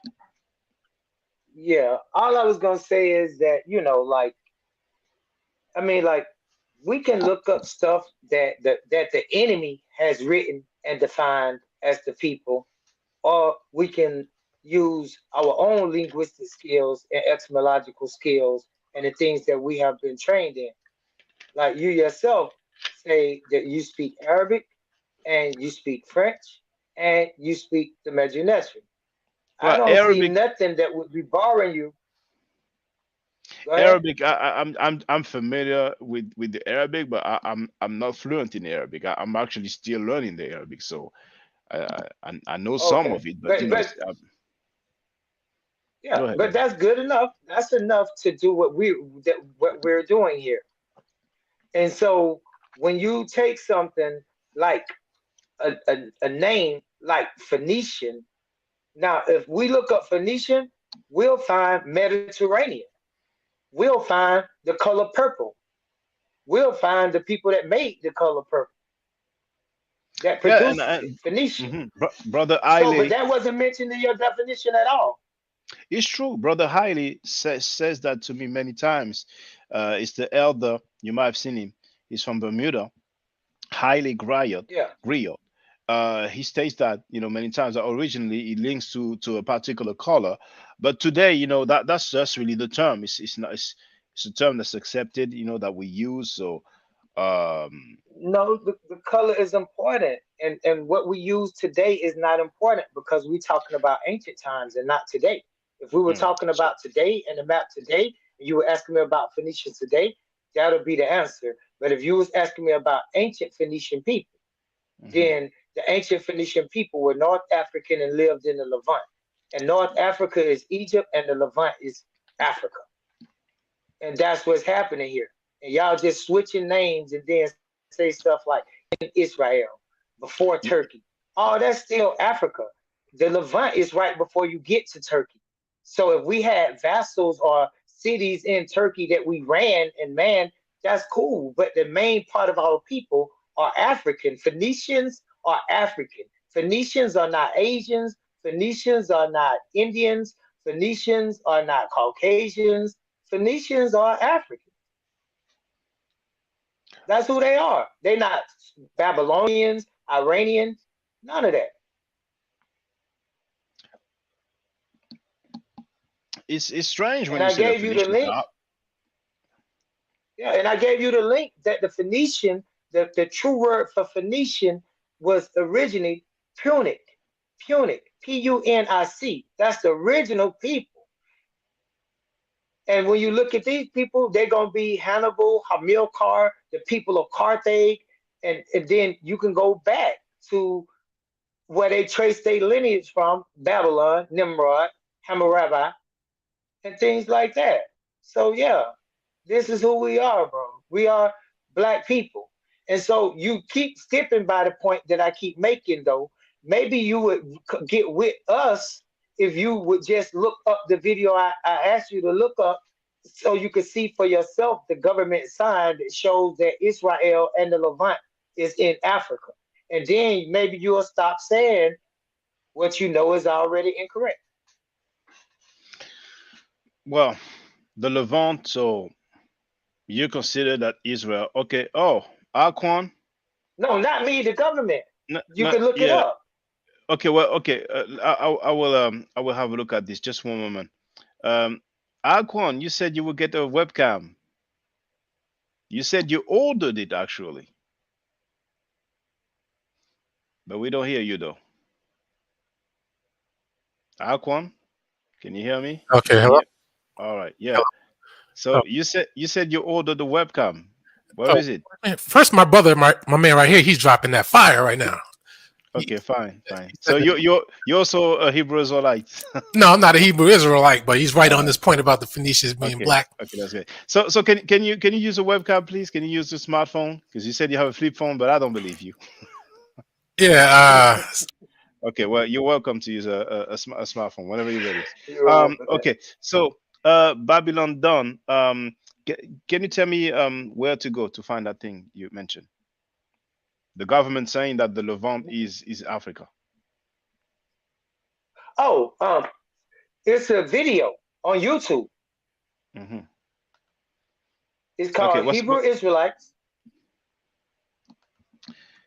Hebrew Prove Israelites Prove prove Israel is in Africa, basically. Israel is in Africa. If it's too long, Africa. I ain't gonna watch it. It's Now, two how long minutes is and it? Okay, 36 okay, yeah, seconds yeah, last it's time I okay. checked. Yeah, fair enough. Yeah, fair. It is indeed. So I'm gonna play. So now there's the advert. Gonna skip the advert, and then we're gonna have a look. I So hope it's the right video. it is the right one. I'm gonna share the link in the Okay. chat. So that's the link in the chat. Hebrew Israelites prove Israel is in Africa and the original inhabitants were black. And now I'm gonna share the video. Gonna mute my mic first.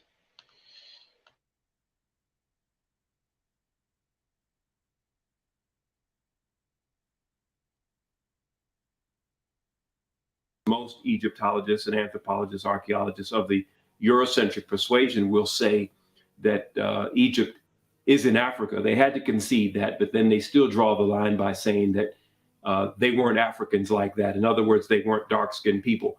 And of course, this is all part of the Great Deception. And the reality is that if they give up Egypt, ancient Kemet, if they give that up and say that that was a part of Black Africa, then they will also have to give up Israel. And that's why they draw the line at Egypt, because if they give up Egypt, they've got to give up Israel. Now, we're going to go over here, and I'm going to show you where Israel sits on the African tectonic plate, which means that Israel is northeast Africa. Now, when we look at this map, this is the Sinai. Okay, this is the Red Sea. This is Egypt. This is the Sinai. This is Israel. All right, this is Saudi Arabia over here. Now, if you see this in Hebrew, it says Haluach Afrikani, the African plate. Here it is right here. Israel is sitting right here. Israel is sitting on the Haluach Afrikani, which means that Israel is northeast Africa. Without question, we are in Northeast Africa. We are landlocked to Egypt, with the exception of the Suez Canal, which was a man-made ditch, a boundary now between, in fact, it's not even really a boundary anymore since Egypt has reclaimed the Sinai Peninsula. But nevertheless, even those of us who are Pan-Africanists in our thinking and Afrocentric, we forget and we leave off that portion of Northeast Africa and don't want to claim anything beyond that. Europeans classified this area as the Middle East, you know, and then since this the Middle East, the other question, where the Middle West, where the Middle North, and where the Middle South? They don't have no geographical terms like that. And the only reason why they use that term, Middle East, because it disconnects the proper connotation that should go with describing this land geographically.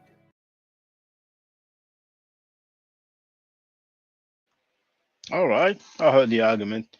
Wesley Mohammed, Dr. Wesley Mohammed, PhD, claims that Arabia is Northeast Africa as well. But then some people might claim that Spain is Southwest. Let me get my north. I have to get my geography right. They might argue that Spain is Northwest Africa, for example. And if people consider that Israel and Saudi Arabia is part of Africa, then other people might want to stretch further east, you know. But so far, I think it's safe to say that most geographers, most scholars in the world are quite clear and quite in agreement with the borders of the African continent. You disagree? You didn't say nothing. You got to say something for me to agree or disagree to. Okay. All right. Well, we have the depictions. Make a point. Make a geographic location like I made, and don't say it's an argument when you got shown physical evidence of the government registration. You got shown scientific evidence by the mention of the tectonic plates. You got shown black people hold on, brother. Hebrew Israelites.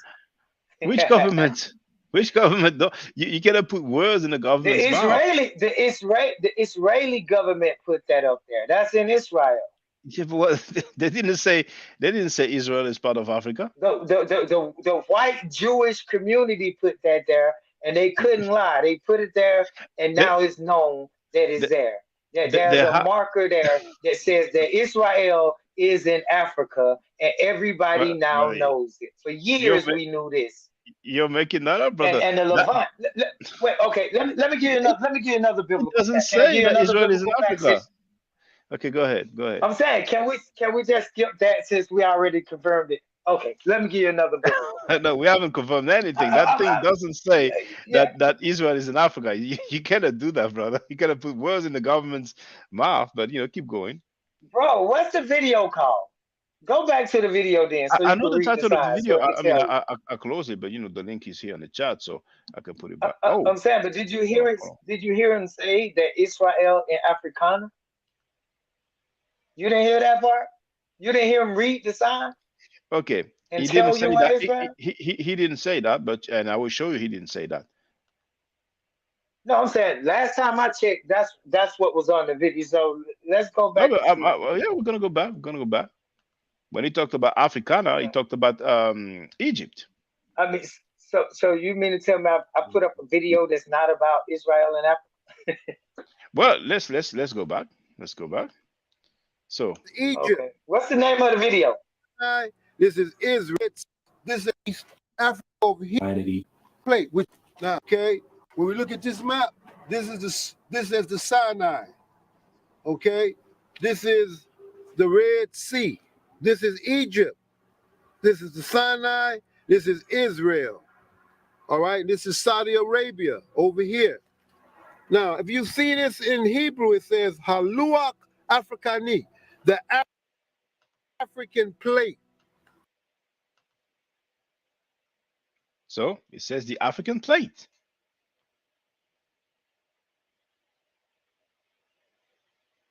You're muted, brother. You're muted, brother.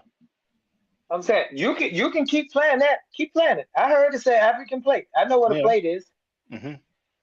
So it never says, this thing here doesn't say that Halua Israel is in Africa. Africana. That means in Africa. Is in Africa.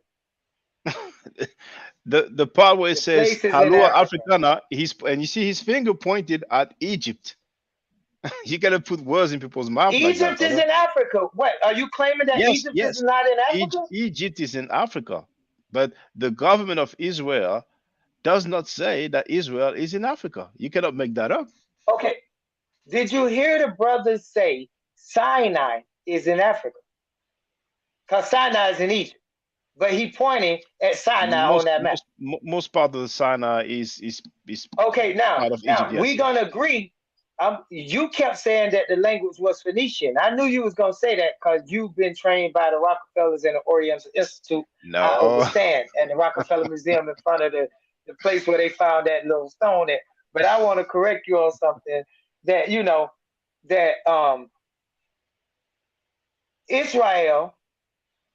I want to correct you on something by saying that if we were to look at a map and we were to look at the rivers and we were to read the Bible in biblical times, the Bible says that it was one river and it flowed and it was the Gishon and the Pishon, the White Nile and the Blue Nile.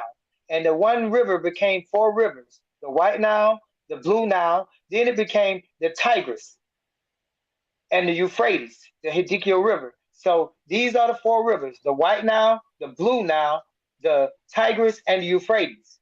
Now, I want to let you know something. This is one river. It's no river that flows on two continents.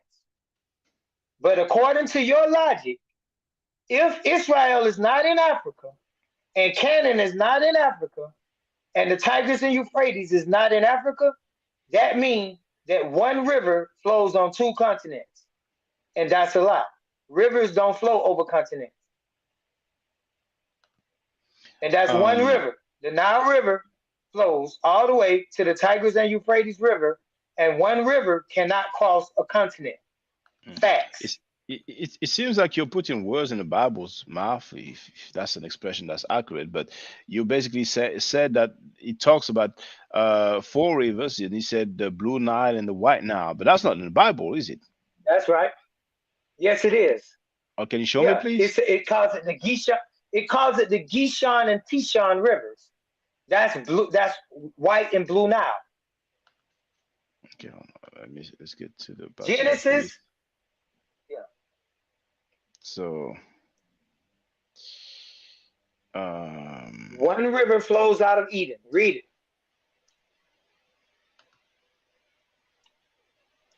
That's where they get the out of Africa theory from, out of Eden anyway.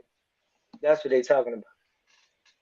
So that's Genesis chapter 2, verse 10. Yes, okay. So I'm going to go to Bible Gateway. It's my favorite website, probably. Yeah, I know that Bible. one is. Genesis 2 and Bible Gateway, New International Version. And I'm going to show you, we can read it together. Okay.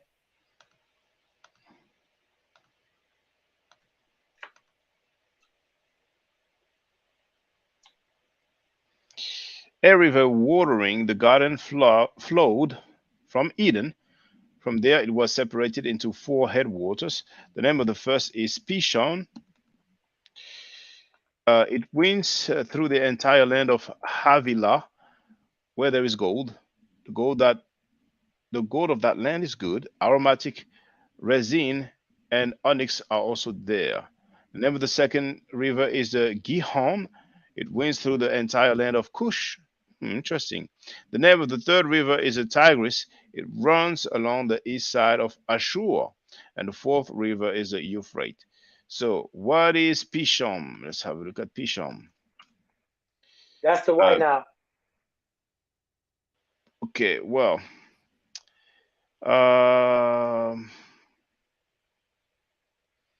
identification.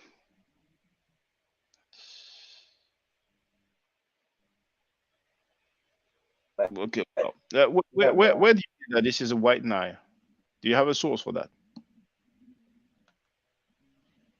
Oh, we have Radio 1. Hotep Yeah, Radio you 1. could look in. I mean, Peace, brother. yeah, you should. Go ahead, brother Babylon Don.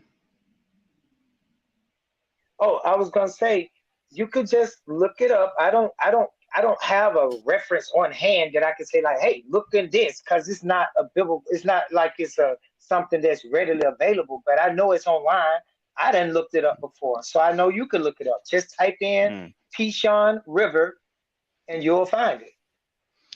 Well, I've It's typed mostly Pishon. mentioned by German Jews. It's mostly mentioned by German Jews, like in things like they like, they esoteric books and stuff. But it is online. I'll look it up for you. But I wanted to pull something else up. I got a lot of stuff pulled up, so I was trying to let you do that. But I'll look it up for you. Okay. Well, hold that thought. Radio 1, feel free to. Oh, we have the fight doctor as well. So we're gonna do this way. Let's have Radio 1, and then after that we can have the fight doctor. And I know the fight doctor called in before. I remember him. So go ahead, Radio 1. Feel free, brother. Yes, peace, brother. Can you hear me? Loud and clear, brother. Yes, peace, Hotep. Peace to the chat. Peace, Babylon Don. The other guy, Flight 1. Now, brother, do you know the etymology to Babylon Don? Do you know the etymology of the word Africa? I would rather start with the etymology of the word Africa. That's a good one. Yes, I do. The root word of Africa is the word afar, and it means dust in the Bible in Genesis. The people of the dust of the ground. Those are the people that predate the Adamites. The afar. No, I'm talking about the Africa that refers to the continent. I'm not talking about no Hebrew word. That's what I'm talking about. Africa that refers to the continent, where the gold of that land is good. What he just read about. He just read the scripture right there, Genesis 2:10. First of all, you can read it again. First of all, brother, you're incorrect.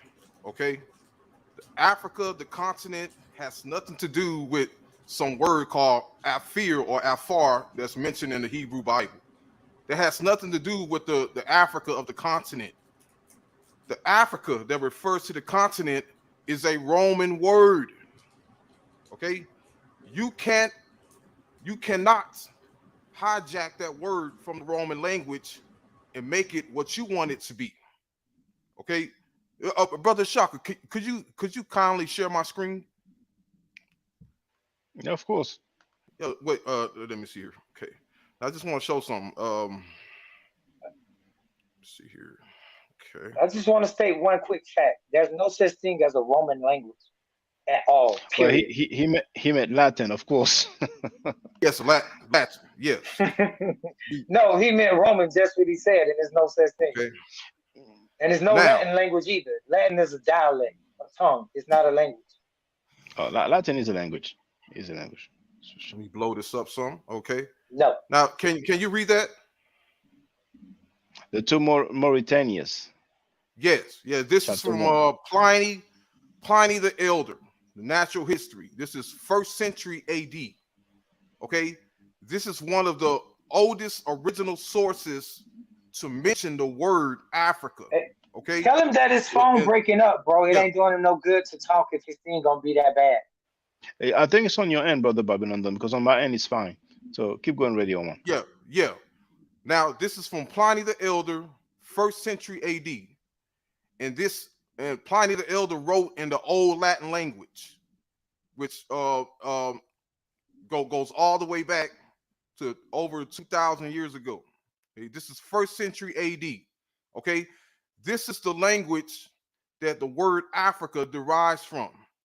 Okay, the old Latin language. Okay, and this is one of the earliest times, or the first time, that Africa is mentioned. Okay, and this is from Pliny the Elder. Okay, Natural History, Book 5, Chapter 1, and it says the two Mauritanias. Okay, and it says here in quote. Okay, starting from the very top, right here. Okay, the Greeks have given the name of Libya to Africa and have called the sea that lies in front of it the Libyan Sea. It has Egypt for its boundary. Okay, so we see here that Africa is the new name for Libya. The old name of Africa was Libya. Okay, which was mentioned by the Greeks. But this is from the Roman language. It's not the Greek. The Greeks before the Romans called it Libya. Okay, and it says it has Egypt for its boundary. Okay, meaning Egypt, the Nile River. Okay, it's not. It says nothing about Israel. Now Israel is in what we call Syria. Okay, and we're going to read about that as well from the same source. Just give me a minute, okay? And it says here, okay? Here it mentions wait a minute, okay? Yeah, Syria. Let's go to Syria. Okay? Now this is where Israel is. It's Pliny the Elder, okay? Book 5, chapter 13. Next to these countries, Syria occupies the coast, once the greatest of lands, and distinguished by many names. For the part which joins up to Arabia was formerly called Palestinia or Palestine, Judea, Koyo in Phoenice or Phoenicia. Okay, so it's saying here that Judea, which is what you call Judah, okay, or Israel, is located in Syria. And we see nothing about Africa mentioned in that text. But when we go back, okay, when we go back, it says here, okay, and here's another one, Egypt and the Thebes. Okay, it says here, Egypt is the country which lies next to Africa. Okay, in the interior, in the interior, it runs in a southerly direction as far as the territory of the Ethiopians. So it's saying here that Egypt, Africa came after Egypt. Okay, and let's go back to the first part. Okay, and yeah, back to here. The Greeks have given the name of Libya to Africa. Okay, so the old name of Africa was Libya. Okay, and now when we deal with Libya, okay, Libya is the old name mentioned by Herodotus. So we're going to go to Herodotus. Well, hold on. Hold that thought, Radio One. Hold that thought. Okay. Brother Fight Doctor, please feel free. Thank you for waiting. Feel free to join the conversation. Welcome to you. Shout out to you, Shaka. Thanks for having me on once again. Shout out to the brother Babylon Dunn and Radio One.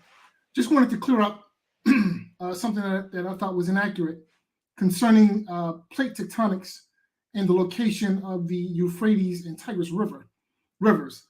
Those rivers are not in Africa. If you look at the plate tectonics, now go back to an earlier point.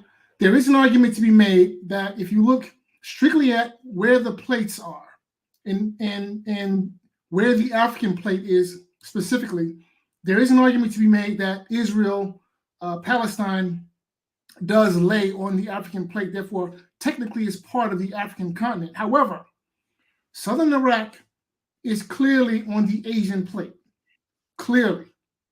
Therefore, the Tigris and Euphrates rivers are not part of the African continent. They are clearly part of Asia. So this conversation about the Tigris Euphrates rivers being in Africa, look, if you want to make the argument that, you know, Mesopotamia is a civilization that was heavily influenced by African people, you know, thousands of years ago, okay, I'm all for that. But in terms of the geology, southern Iraq, Mesopotamia, has nothing to do with the African continent, speaking from a geological perspective. And again, you can look and see where the plates are, and clearly, the Tigris and Euphrates rivers, Mesopotamia, southern Iraq, are clearly part of Asia. So that's the points that I wanted to make. Thank you. Now, Brother Yohan, before you share the other thing, maybe Babylon Don wants to respond or add on. It's up to you, Brother Babylon Don.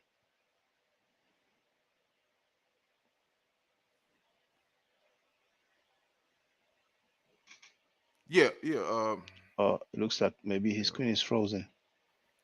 Yeah. I'm going to make it brief. I'm okay. going to make it brief. Okay, but go ahead, Brother. I don't know if you can hear us, Babylon Don, but you're frozen and we don't hear you. I saw you've unmuted yourself, but now it looks like your screen is frozen and we don't hear you. So feel free to leave the stream and come back. So go ahead, Brother Yohan. Yeah. Do I have to reshare my screen?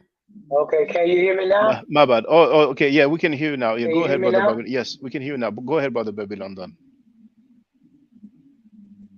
Yes. Can you hear me, Brother Babylon? What I would like to say, brother, is I can hear you. Yes, feel free, Brother Babylon Don. Hey, but let me go out and come back in if my thing is bad. Is my sound No, bad? it's okay. I think there's a delay, but we can hear you well, Brother Babylon Don. So please feel free to speak. Okay, I just want to say this, Brother Shaka. Now, it was you and I, and we were in Africa. Now, I don't want to jump all the way to Spain and Great Britain. We can handle what Radio 1 is talking about after we handle what we're talking about so we can gain some clarity on the subject.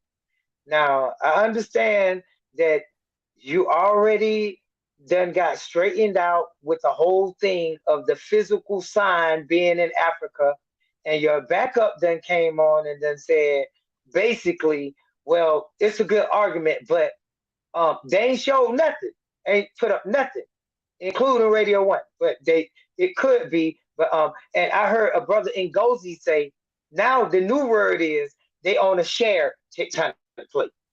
Now that's the latest word. Y'all so desperate to take Israel out of Africa. If Israel was in Asia, that'll make the Messiah Yahshua an Asian. That'll make Abraham an Asian. That'll make these people Asian, and these people would be becoming black people. An impossibility, man. Y'all need to stop. Just stop. I'm talking. Okay, but I have a question. Whenever you finish, I have a question. All right, now, correct me if I'm wrong, but you seem to suggest that Abraham, whoever he was an African. Is that what you're suggesting? Am I reading you right? Yes, that's exactly what I'm telling you. Abraham is an African. Okay, now the Bible, the Old Testament, claims that Abraham he was born in Ur of Chaldea. Ur of the Chaldees, which again is southern Mesopotamia. Right. Mesopotamia. So if I was born being a black man, if I was born in Spain, would that make me Spanish? Exactly. Abraham is an African. It's just because he was born in another country. If I may answer the question, if I may answer the question, you asked me a question, I'm going to give you an answer. Mm-hmm. Now, if you were born in Spain, that would make you a Spanish African, but it would not take away from the fact. Yeah, it would. No, that would make you a Spanish African. Talk about yourself. Okay, well then, all right. So then I'll tell you what. It would make you an African born in Spain. Yes. It would make you an African born in Spain. Yeah. Yeah. If you were born exactly, in Spain, I would still be African. Exactly. So now, all right, and so now Abraham is an so African born in so Chaldea. if it is your argument that Abraham, born in Mesopotamia, southern Mesopotamia, all right, if it's your argument that Abraham is an African, I would like to see the evidence to suggest as such, because Bible doesn't say anything about that. Okay, Bible does not say I'm gonna give you the evidence. The only thing the Bible let me tells give you us, the evidence. I'm listening. Let me give you the evidence. Let me give you the evidence. Adam is black, Noah is black, Shem is black, Abraham is black. There you go. Okay. Well, hold that thought. The people of southern India are black too, but they're not African. I'm saying his father is black, so he would be black. Sorry, brother, we heard you. All right, I heard you. Now you want to talk about Abraham? I heard you. Well, wait, but then you stop. So let me finish, please. Okay. Now you making these arguments about Adam, all right, whoever he was, and he was apparently African. You say these things with no evidence. You say that Noah was black. You say that Shem was black. You say these things with no evidence. However, if we go to the south of India right now, you can see for yourself that the people there are black. If you go to the islands in the south, I can look at you. You black. East What Pacific. you talking about? Where did you go to see black? If you let me finish, if you let me finish, I'll tell you what I'm talking about. All right.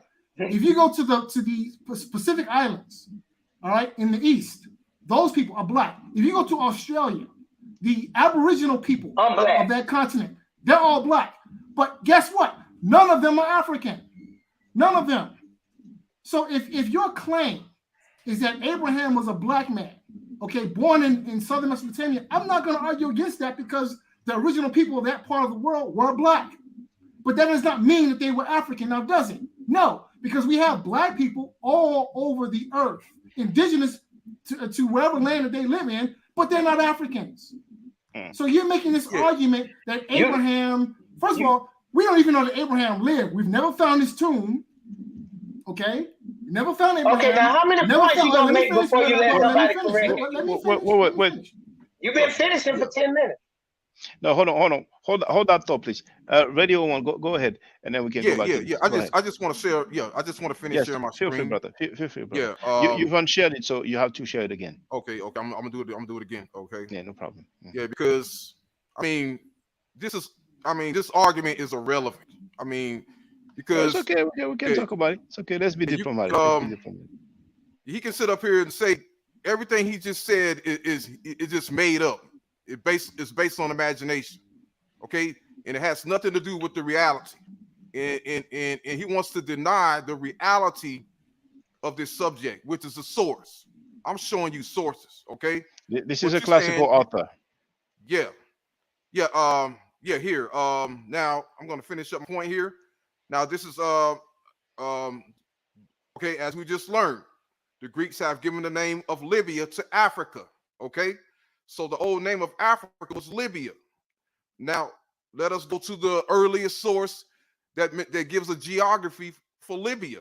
Okay, and this is from Herodotus. Herodotus the Histories, the father of history.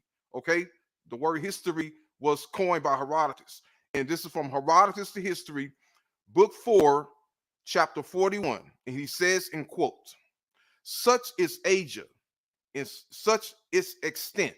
But Libya is on this peninsula. For Libya comes next after Egypt."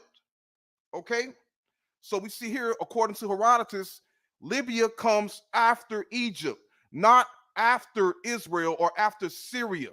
Okay, Syria or Israel is not included as Africa or Libya. Libya is Africa. Okay, so we see nowhere mention Syria or Israel. Okay, and first of all, Israel is not in Egypt. Israel is in Syria, and Syria is in Asia.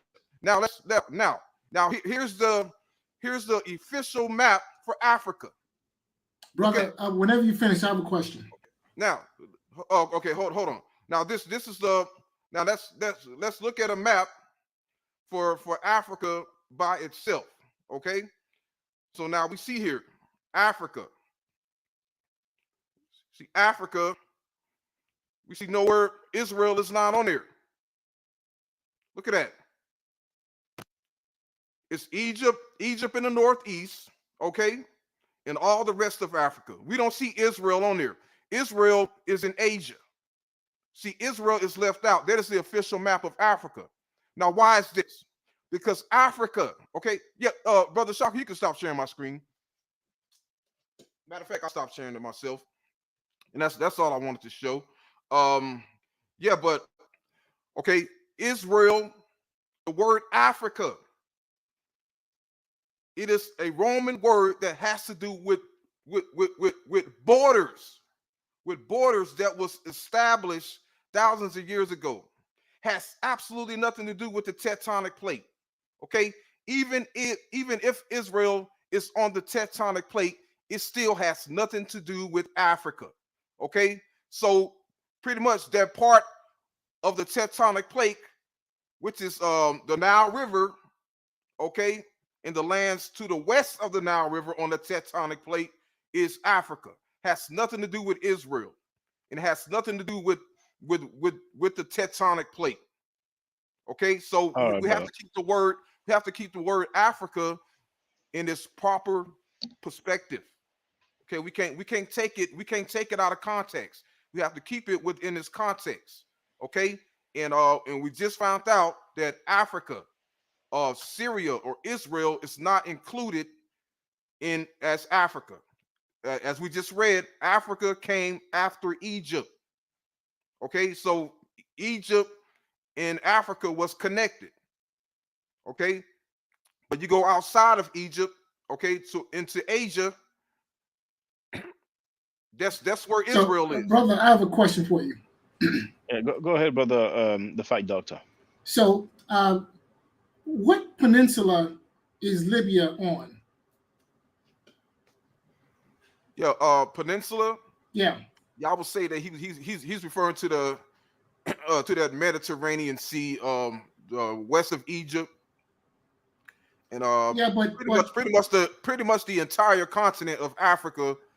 Well, brother, the continent of Africa is not a peninsula. And the text that you cited says that Libya lays on a peninsula. So my question is, what peninsula does Libya lay on? Yeah, well, that word that's used for peninsula, you know, it can also mean it's the I forgot the Greek word, but it can also mean coast as well. So but yeah, but when it says the peninsula of Libya, it mentions that it's very broad. So it's pretty much referring to the sea coast to the west of Egypt and pretty much all of Africa. So yeah, but and I know he mentions a peninsula, but that word, you know, it can also mean coast, which is the Greek. I looked it up, but yeah, but he's pretty much saying that Libya comes after Egypt. Okay, that's what's important. Okay, now we it's pointless to sit up here and debate about a peninsula. Okay, but what he's saying is Libya, which is the modern, even today we see Libya west of Egypt. So when he says Libya comes after Egypt, he's talking about the country to the west. Yeah, and that word peninsula can also mean coast. So it's pretty much referring to the coast next to Egypt, or and plus in all the land west of Egypt. But, brother, I'm sorry. Yeah. The fight doctor, feel free if you want to add on, because it's like 1:45 a.m. So I'm going to close it real soon, but I want to let the fight doctor, add on before that. Well, I mean, I've never seen that text before, so perhaps it's something I'd have to go back and look at. But I just wanted to, clarify. I'm sorry, brother. Dispel this nonsense. Just this is Pliny the elder, and the other text was Herodotus. So Herodotus was probably like 300 BC, and now Pliny was probably I'm not sure about the date, but I would presume it's after Herodotus. But it's better for me to double check. But this is like these are like classical authors, like Pliny is oh no, Pliny is 80. Pliny is 80. So. Yeah. Yeah, So first century AD. Yes. So go ahead, I the mean, fact doctor. So when I look at the Greek writers from that time period, I have to remember that Europeans were clueless about the African continent up until basically, a couple of hundred years ago, essentially. Anything south of Ethiopia, they were clueless. So when I look at these descriptions of the African continent and the geology of Africa from a Greek point of view, I keep that in the back of my mind that they really didn't know what was south. Once you move south of Libya, move south of Egypt, move south of Ethiopia, they had no clue what was going on or what was there. And some of them even thought that there was nothing there. So, when I read these texts, I keep that in mind. But, my whole point on coming on here this evening was to dispel this nonsense about, Mesopotamia being part of the African continent when clearly it is not. All right. Now, if you want to make an argument that culturally it has a connection with Africa, then I would, or even genetically, then maybe I would entertain those arguments. But geologically speaking, southern Mesopotamia is Asia, not Africa. And I'm still waiting to see this evidence for Abraham having been an African, because the Bible does not say that. We've never found Abraham. All right, so there's no even first, before you can even prove that Abraham was African, you would first need to prove that Abraham is not a myth. Because I'm sorry, but you Hebrew Israelites or Christians and Jews, whatever, none of you have proved that so far. So before we can even excuse me, yes, sir. Yes, sir. Excuse me, brother. I just want to say this. One day though, when you calm, and I'll say I'm calm for the hell of it, I would like to sit down and talk to you, but I would like for you to ask one question at a time, and then we answer that one question, fact for fact, tit for tat, go one for one on question for question. How does that sound? Yes, sir. And I'm all for discourse and dialogue, as long as we can do it and be productive. So no problems there. But again, we need to not put the cart before the horse. So before we can have a discussion about Abraham's I don't really want to argue about that, because that just creates dissent between what we just agreed upon. We grown men here, we brothers here. I understand you disagree with me, and I'm saying the way to resolve it is not by going off on a rant or a tangent and making up stuff and just saying stuff. Allow me to answer the question, please. Allow me to answer the question and allow me to respond to you correctly and directly, and you to me. Why not let's just do that as brothers? This is possible. Actually, he agrees with you.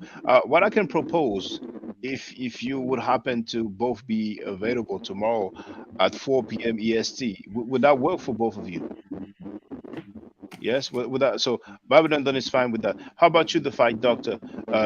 Tomorrow, 4 p.m. EST, would that work for you? 4 o'clock. That's New York time. 3 o'clock Central. I'm in the Central time zone. Yes. That might be. Let's see.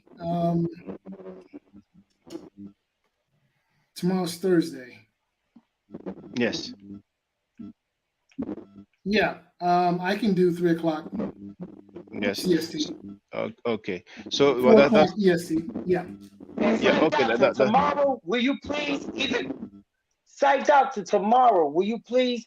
I'm gonna try to up my internet. I got a new card coming that's supposed to give me like high speed, just straight to my phone. But I think you need an Ethernet cord, because you don't want to come on here tomorrow or either sit closer to your mic, because you don't want to come on here tomorrow and can't be heard. You're breaking up a lot. So when you What hear this about video, now? you'll Oh, see that. actually, Listen to brother this Babylon video. Don, brother Babylon Don, I think it was on your end because I've heard the fact Dr. Fine all through. So I think the fact that it was breaking up was coming from your internet connection. I've heard him all through. He was never breaking up when he was talking. On my end, he was never breaking up. So before I close out, I can't hear you. you can, I can't hear can you hear me, Radio One? Yes, I can hear Yeah, you. Yes. the fight doctor, can you hear me? Yes, sir. I hear you Yeah, perfectly. you see, brother Babylon Don is on, I'm going to type it in the chat. V Bennett, welcome. Feel free to speak. I will close it soon, but thank you for waiting. Feel free to speak, brother. Oh yeah. First of all, I want to say thank all of you for joining in the session, and Shaka, also you, man. It was such a surprise to see you still going at it, and I'm so proud of you, just as another black man, and also a person interested in history, that you just stay with your thing. I think a lot of times. By the way, us other brothers, I'm from the U.S., from Washington D.C., but I live in Europe, so I kind of understand how we could be a little phobic when we hear about a brother from Europe actually teaching us about our African history. That's something we need to look into. And it's not the only type of phobias we have. We have phobias, but the worst one to have is against our own people, just because where they lie at the moment. So Shaka, blessings to you. Radio One, it's good to see you around too. Long time. Peace, brother. Bless all of you. I wanted to say this, because I hear a lot of talk on this topic about the religion. The focus is the religion. Then the other topic is the archaeology, that from that perspective. And these are all can be examined by science. But what I was interested in is culture and politics from that angle.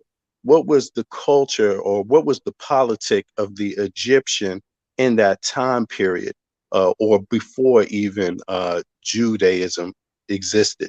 What was their practice? And did people, and I'm saying this in relation to the fact that it's been well known that people studied from the region, went to Egypt to get particular studies and practices, and then take them back to the regions. We've heard about that from Europeans' perspective, like Pythagoras. You hear them speak about Pythagoras. He studied in Egypt for 30 years. Is it possible that many more persons existed like that? That's a question I just want to throw to all of y'all, and that they have had an impact on the societies that they lived in. Well, that's it. That's what I'm going to say for now. And I did come in later on the session, so I haven't heard anything you all have really come in on. I was just happy to be off. Yeah, thank you. It's fine. If by any chance you happen to be available tomorrow at 4 p.m. EST, we're gonna have that discussion.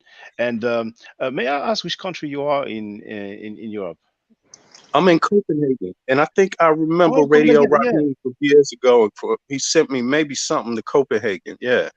Okay. Well, I went to I went first to the Leiden Museum.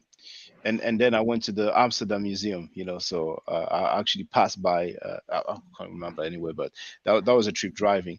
But okay, well, really, we have our brother. This is the brother who let me know about the artifact. So this is Chris MVP Harris. Feel free to speak, brother. Hey, what's going on? What up, Radio One? Everybody else on the panel. I thought the gentleman was on here that spoke about that we have to prove that he didn't exist. That's a little bit fallacious, because what you're trying to do is to tell us that a negative doesn't exist. Here's the problem that you have. Hold on. I apologize, but no, actually, the brother, the fact doctor, was telling our brother Babylon Don that if we want to argue whether or not Abraham was black, we have to first prove that he existed. That Okay, he didn't say right, that he right. didn't. Yes. But go ahead, brother. Okay. Well, just to let him know, whether he was black or not, I think is irrelevant. There's no way that he could be the father of the Israelites. I'm going to explain this why. Abraham represents what you call eponymous ancestry, right? He's a mythological folktale.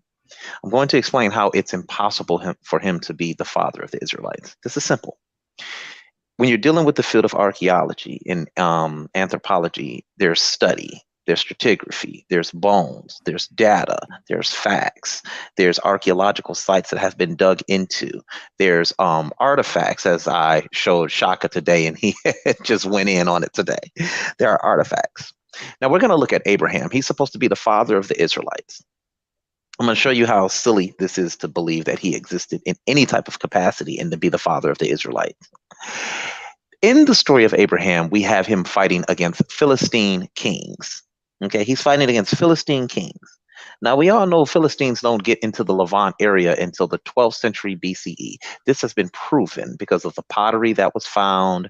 They estimated that it's found, they don't find or discover these this people group until the 12th century BCE. Now, here it is in the biblical narrative, you have Abraham fighting against Philistine kings. So if the Israelites leave out of Egypt around the 12th century BCE or 13th century BCE, since we're mentioning Ramses, Radio 1 will understand this argument. Ramses existed, what, 13th century BCE, albeit they never really tell you which one. They never really tell you which Ramses it is, but let's just say Ramses III. We're going to give him Ramses III because of the timeline that the Bible is trying to create here. How is it that they're leaving out of Egypt at the same time Abraham is alive fighting against Philistines some 100 years later? That makes absolutely no sense. And this is why when you go into the book of Genesis, and if anybody watched Signetter's channel yesterday or the last 2 days, you will see the silliness of these Israelites as they're trying to explain eponymous ancestry. I think that they should begin to wisen up and just say, hey, this is just a mythological, a book based on mythology. And there's nothing wrong with mythology. Mythology has developed great cultures. You understand what I'm saying? Mythology is the basis of most cultures because it gives people a destiny. It gives them a reason for existence. That's what mythology is for. I think everybody can understand that. But when you take these things literal, it's when you begin to look silly. And you create these xenophobias based on your misunderstanding of eponymous ancestry. So no, Abraham is not the father of the Israelites. Abraham never existed. There's no context in the Bible which tells you what color these people were. Because in most mythological narratives, race is not the underlying issue here. It has nothing to do, race is not a theme in mythology, just the lessons themselves. So that's all I really want to share with the brother there. And that is what the writing that Brother Shaka was showing, that is a Proto-Sinaitic script. That is, in fact, or some people would say Phoenician, but it existed before the so-called Israelites even got there. So that's all I wanted to say. I was listening and playing games at the same time, and I just wanted to add that. So go ahead, Shaka. So, brother, can I just add to that real quick? Sure. You're right. That is the Proto-Sinaitic script, like I said. Yep, sure is. So the brother, the MVP, comes in and scores 100 points. He's absolutely positively correct. And I would take it a step further, and I would say that Moses is more than likely mythological too. But yes, he is. Going back to the whole Exodus story, I think that the reason why they leave out the name of the Pharaoh, the sitting Pharaoh of the time of the Exodus, that was by design. The name of the Pharaoh is left out by design because it didn't happen. Okay, and you put it in context. Telling the story of the Exodus and leaving out the Pharaoh is sort of like talking about the Second Iraq War without talking about George Bush. Okay, you talk about this narrative of a foreign force invading Iraq and causing all this destruction, but you fail to mention the President of the United States, the whole person who facilitated the war in the first place. You fail to mention who was the President of the United States when talking about the Iraq War. Well, that's what's going on with the Exodus story when you fail to mention who was Pharaoh at the time of the Exodus. So the Exodus story is ridiculous. Moses is a myth. Abraham is a myth. And again, I'm still waiting for the Hebrew Israelites or anyone who wants to put forth this argument as being literal, these biblical narratives as being literal. Where is the evidence? Okay, and again, it's not on the person who is questioning the story is the person who's putting forth the story to provide the evidence that these stories are not just stories, but are in fact true. Yeah, it's called extraordinary claims require extraordinary evidence. Where is this? Where is Egypt being destroyed at during the 13th century? This is during a time of rebuilding. I mean, we're coming from the 18th dynastic period into the 19th dynastic period, and the 18th dynastic period is which Tutmos and everybody freed themselves from the so-called Hyksos kings, and they chased them out of there. Then we go into the Ramesside period, the Ramesside kings, which is the 19th dynastic period, in which they're at war with the Hittites, and they're defeating Philistines, but yet no group of people called Israelites is being mentioned anywhere. So we have so many problems with the narrative. I think that people should just lessen themselves from this narrative and move on. You know, when I look at the so-called Exodus narrative, I do see what you call an oral tradition that existed in Egypt, pertaining to the lessons of Tahuti. And that's neither here nor there. That's another story for another time. But no, there's no man named Moses that ever existed. If it's written, I want to show everybody this. If the story is written by a man named Moses, how come he doesn't even know the king's name, the so-called Pharaoh's name? He would just know his name. Why is it in a third person narrative? It doesn't make any sense. Hey, bro, can I say something now? Sure. Now that you talk, can I please say something now? Sure. I never said that you couldn't. Okay.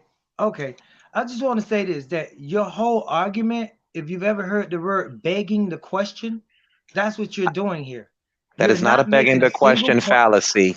That's not a begging a question fallacy. We did let you talk.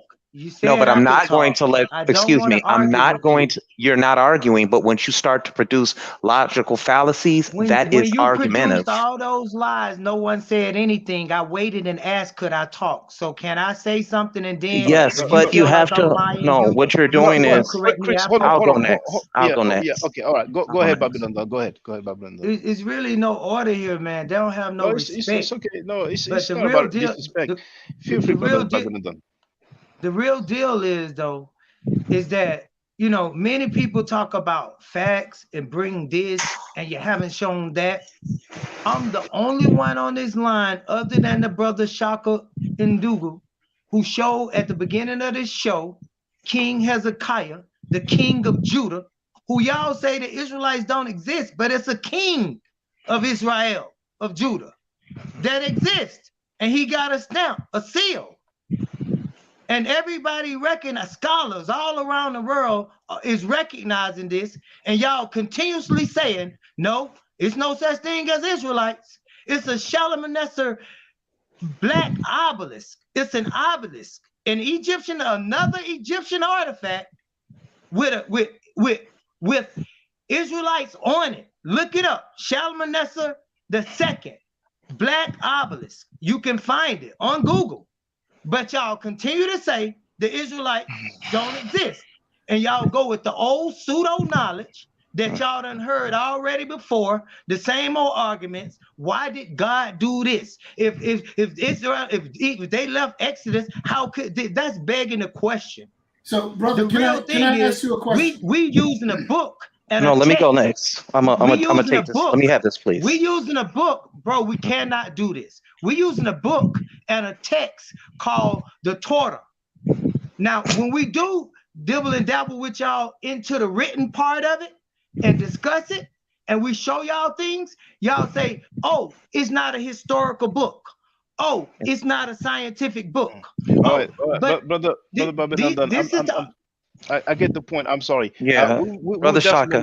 Yes. Brother Shaka, it's all right if I go real quick. Yeah, it's okay. It's not going to take long. Yeah. The scripture I was going to give you was Genesis 10. I'm going to give you the last scripture. This is the only thing I want to tell you. You got to say and make it brief, brother. Okay. Wait, no, it's okay. Just let us all be cool. It's all good. It's all good. Babylon done. We get a chance to talk about this tomorrow. What I want to do is just let Chris go and then let the fight doctor go. And actually, let's all make our closing remarks. So, Yeah, because I know you're tired. yeah. It's just 1 a.m. That's all. But tomorrow we'll be able to talk. So, okay, let's do it this way. Babylon, then feel free to make your closing remarks. Then it's going to be Chris. Then it's going to be the Fight Doctor. Then it's going to be Ready on One. Then it's going to be V Bennett. So, if you have closing remarks, Babylon, done, feel free. Yeah, I just want to say that the next time, if I ever see these brothers on this platform again, I think that they should all just consider like, yo, I'm gonna ask one question and then we'll let that question get answered. And Yeah, if we we can do could do that that tomorrow. format, We I can do think that we'll tomorrow. get somewhere. And Yes, we'll I agree. agree and I agree. agree when somebody is right and when somebody is wrong. And don't just let it fly over. If the person state a fact, it's a fact. I agree, brother. I agree. So, thank you for your closing remarks, brother Chris Avis MVP. Please feel free to make your Okay, closing so remarks. let's deal with this. First of all, once you start mentioning formal fallacies are for formal conversations. They're not for informal conversations. You should know the difference between the two.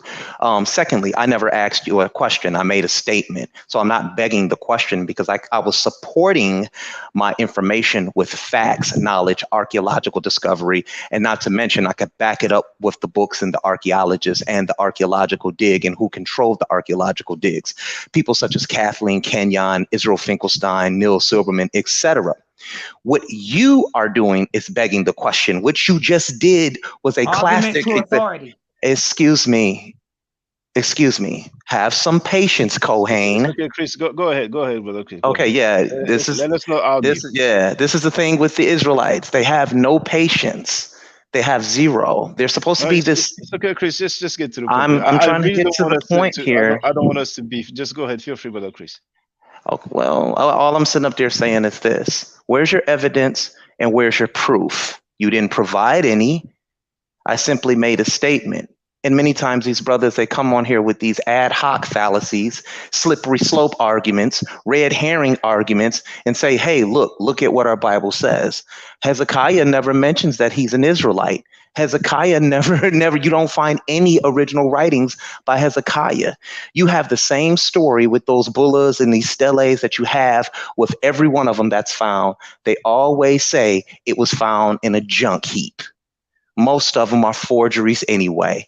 You guys don't have any proof of the temple, no proof of David, no proof of any of it. It's just a fantasy taken from Egyptian lore and Mesopotamian myth. Thank you for your closing remarks, brother Chris. Babylon Done, if tomorrow you're free to bring some people, whether they're Hebrews or not. You're free to bring anybody. No, so, I don't have no friends, bro. I'm solo dolo, so you don't have to invite me for nothing. I come by myself. Yeah, I'm I was my just own saying, man, and I'm a just saying. So standalone, and I'm I don't gonna want you rip to feel every like, head off on this show. yeah. So I don't want you to feel like we are against you. No. Yeah. Hebrews always crying. No, he's not crying. He's not crying. And I want to put it on record that I'm not a Hebrew Israelite. Okay. Well, I done told you that I am the king of Egypt. I am the Pharaoh of Egypt. Okay, thank you very much. Now, brother V Bennett, please feel free to make your closing remarks. Yeah. Thank you for tomorrow. I will be back. Oh, wow. Some of the times when I hear Egyptian or Hebrew Israelites make arguments about Israel and Judaism and being a Hebrew and the history that all goes within, the one constant thing that seems to always come up is contact with Egypt. And so I think tomorrow I'm going to come and bring some of my references about the contacts to Egypt that seem to be embedded in all of this. Now, I'm not saying myself, I don't have to say it, that it's been people that have thought that, okay, maybe Jesus did not exist. It's a theory. It's a story that's meant to be allegory about something else. But then there's also been people that have said flat out, if it's allegory, okay, fine enough. But if it's real at all, anything real to it, that it must point back to Egypt. So I'm going to bring one of my books that I've been enjoying lately that deals specifically with that, Hebrews and Egypt, and take it from there. Thank you all. Yeah, well, have a good evening too. Bless you again. Thanks a lot, brother. Thank you, Now, bro. I look forward to that. yeah, me too. Now, the fact doctor, please feel free to make your closing remarks. Yeah. So I welcome dialogue and discourse as long as it's constructive. But at the same time, if we're going to have dialogue and if we're going to have discourse, for it to be productive, it needs to have an element of intellectual honesty about it. Now, no one was making the argument that Israelites didn't exist. No one was making the argument that King Hezekiah didn't exist. I certainly didn't make that argument, and I don't recall anyone else on this panel having made that argument. So, if we're going to have dialogue and if we're going to have discourse, and if it's going to be productive, if it's going to be intellectually honest, then there needs to be no red herrings. There needs to be no straw man arguments. The argument that I made was, or the question that I asked is, did Abraham even exist? Before we can even talk about his ethnicity, somebody needs to prove that he existed. Now, Abraham has nothing to do with Hezekiah. Abraham has nothing to do with whether or not the Israelites existed or not, because that was never an argument that I put forward or anyone else in this panel, the existence of the Israelites or the existence of Hezekiah. So let's deal with the argument. Let's deal with the topic at hand. Let's have some intellectual honesty when we debate or have discourse. Let's not have any red herrings or straw man arguments. And let's stay on topic, right? So again, the topic is, if Abraham existed, and if he did, where's the proof, right? And look, whether or not the Israelites existed is beside the point, because the topic, what we're talking about, is Abraham. So let's stay on topic. Let's stay on point, and let's have a degree of intellectual honesty. So I'll leave with that. Thank you for your closing remarks. Now, just before I let Radio 1 speak, actually, I have stated in the past, where are the Hebrews in history? Where are the Israelites in history? And I agree with what was stated earlier. We had a mention of Hezekiah, but I haven't seen anywhere where it says that he is a Hebrew or a Israelite. But we can definitely have this discussion tomorrow. So, Brother Radio 1, please feel free to make your closing remarks. Yes, yes, I want to close out on saying that, first and foremost, okay, as a historian, as a real historian, okay, I will not allow anyone to take these words such as Africa, Egypt, those words, take these words from the original sources that they derive from and make it what you want it to be. And being dishonest, because when you do that, you're being dishonest and you're lying to the people. Okay, now, Africa derives from the Roman language. It is a Roman word. It doesn't matter if Asia is connected to Africa on the tectonic plate. There was a border in the middle of that made one part Africa and the other Asia. Okay, and Israel is not in Africa. So when Brother Babylon Don is saying that Israel is in Africa and not showing you the source where Africa comes from, his intention is to be dishonest and to lie to the people, and that's what he's doing. Okay, but I just showed that Africa is the land west of Egypt, has nothing to do with that part of Asia or West Asia in Israel. I just showed that. Okay, all he did was just made up stuff. That's all. I mean, if you're gonna do that, you can place Africa anywhere.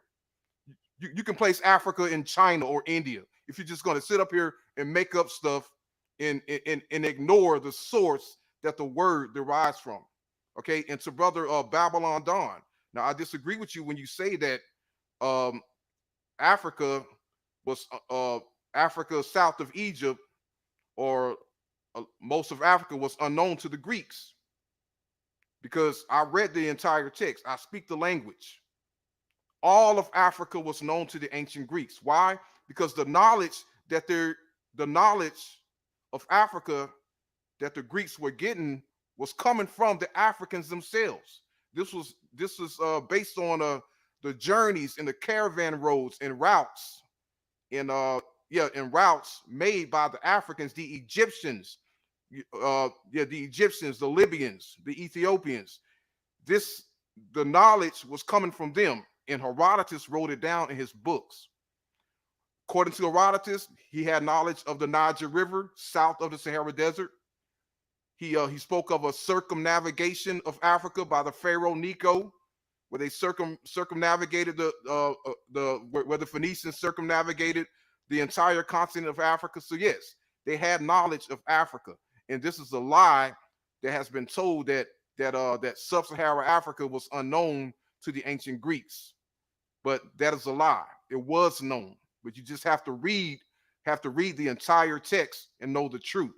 Okay, the Ethiopia, they placed it south of the Sahara Desert. I mean, this part of Africa was known, and their intention is to leave this out so they can take certain parts of Africa out of history. Okay, but it was known because the knowledge was coming from the Africans themselves, and you have to, do more study on that, because that's what it is. But yeah, I'm gonna close out on saying that, see this flag here? Okay, this is a flag I wear around my neck, the flag of Africa, and as you can see, Israel is nowhere on there. This is the real Africa. Israel is not in Africa, and that is a historical fact. And with that said, Brother Shaka, I close out saying peace and Hotep. Peace, brother. Peace and Hotep. Now, brothers, I have already prepared the live stream for tomorrow, so you will find the link in the chat. I entitled the video "Shalom to my Kemetic Hebrew Israelite brothers and sisters." Now, what I would like to say, if we have some people who don't agree with our stance, the fact that they are here, I think, is good. So we should try, I think, to be as diplomatic as possible, and in the way we speak, we should maybe try not to sound antagonizing, because if some people who don't agree with us are willing to have a discussion with us, then I think we should kind of be, have some courtesy. I'm not saying that we should pretend say things to make the person feel good. We can definitely tell anybody that we don't agree, but still, in a nice manner. There's just nothing wrong with trying to be nice. Yeah, so I think you will know what I mean. So thank you very much for being there. I'm really looking forward for tomorrow's discussion. It's just that it's 1 a.m. now, and I got to work tomorrow morning. But I'm very happy about your presence there, and I'm looking forward for tomorrow. Tomorrow, 4 p.m. EST. So that's 4 p.m. New York time. All right. So thank you to all of you. Thank you very much, Brother Babylon Don. I'm looking forward for the discussion tomorrow. All right. So, brothers, stay safe, stay healthy. If I'm allowed to by the nature, I will definitely holler back at you. I don't argue, I state facts. If you're not part of the solution, you're part of the problem. Do I to do I need to? Hotep. Now, for the record, for those who don't know, I'm giving middle nature classes. And here, that's the flyer. Okay? So, those who are interested, feel free to holler at me. If you're not interested, it's cool. But I recommend that everybody who has not yet seen the video Kemet and Ma'at before Judaism, Christianity, and Islam, then watch it. It has about 300,000 views and really deserves to have a lot more. I just want to let everyone know who's listening in now and who's going to listen to this stream in the future. I just had my first Meta Nature class by Brother Shaka today, and I've had other meta-nature lessons by other teachers, and I can tell you right now, the brother is the best in the game.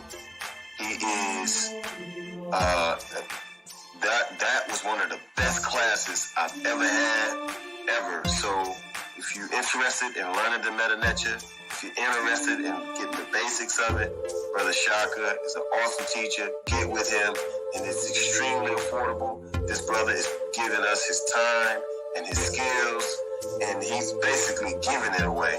I mean, I just consider it a donation. You know what I'm saying? So if anybody's interested in learning the meta-nature, get with this brother right here. He's an awesome, awesome, awesome teacher. And I'll end with that. Hotep-Senu, Hena Senut.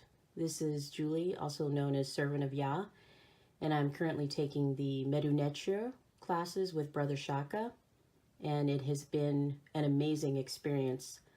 Only 2 lessons so far, and I feel like I've been taking the classes for months, just with the how in depth he goes into the vocabulary words, the construction of the language, the grammar. It's been immeasurable, the experience. And one thing that comes across, hands down, is his extreme passion for teaching this to anyone who is willing to learn and has an interest in learning. So I highly suggest, if you are interested, even a minimal interest, that you subscribe to the classes with Brother Shaka. It's such a nominal amount for how much you get. I know, like, our last class was over 2.5 hours. It felt like 2 minutes, but because that's how, involved you are in what he's teaching and how he teaches and how compassionate he is about what he teaches. Also with sharing materials free of charge, no question, no doubt. It's just what he does. He doesn't have to, but he does. And so I just wanted to give a short testimonial about the class and the effectiveness of the class. And all of that is attested to how studied Brother Shaka is. So I highly recommend anyone with a minimal interest that you do sign up for the Medu-Neture class. Hotep. Don't forget to subscribe to my channel, which is Ma'at Forever.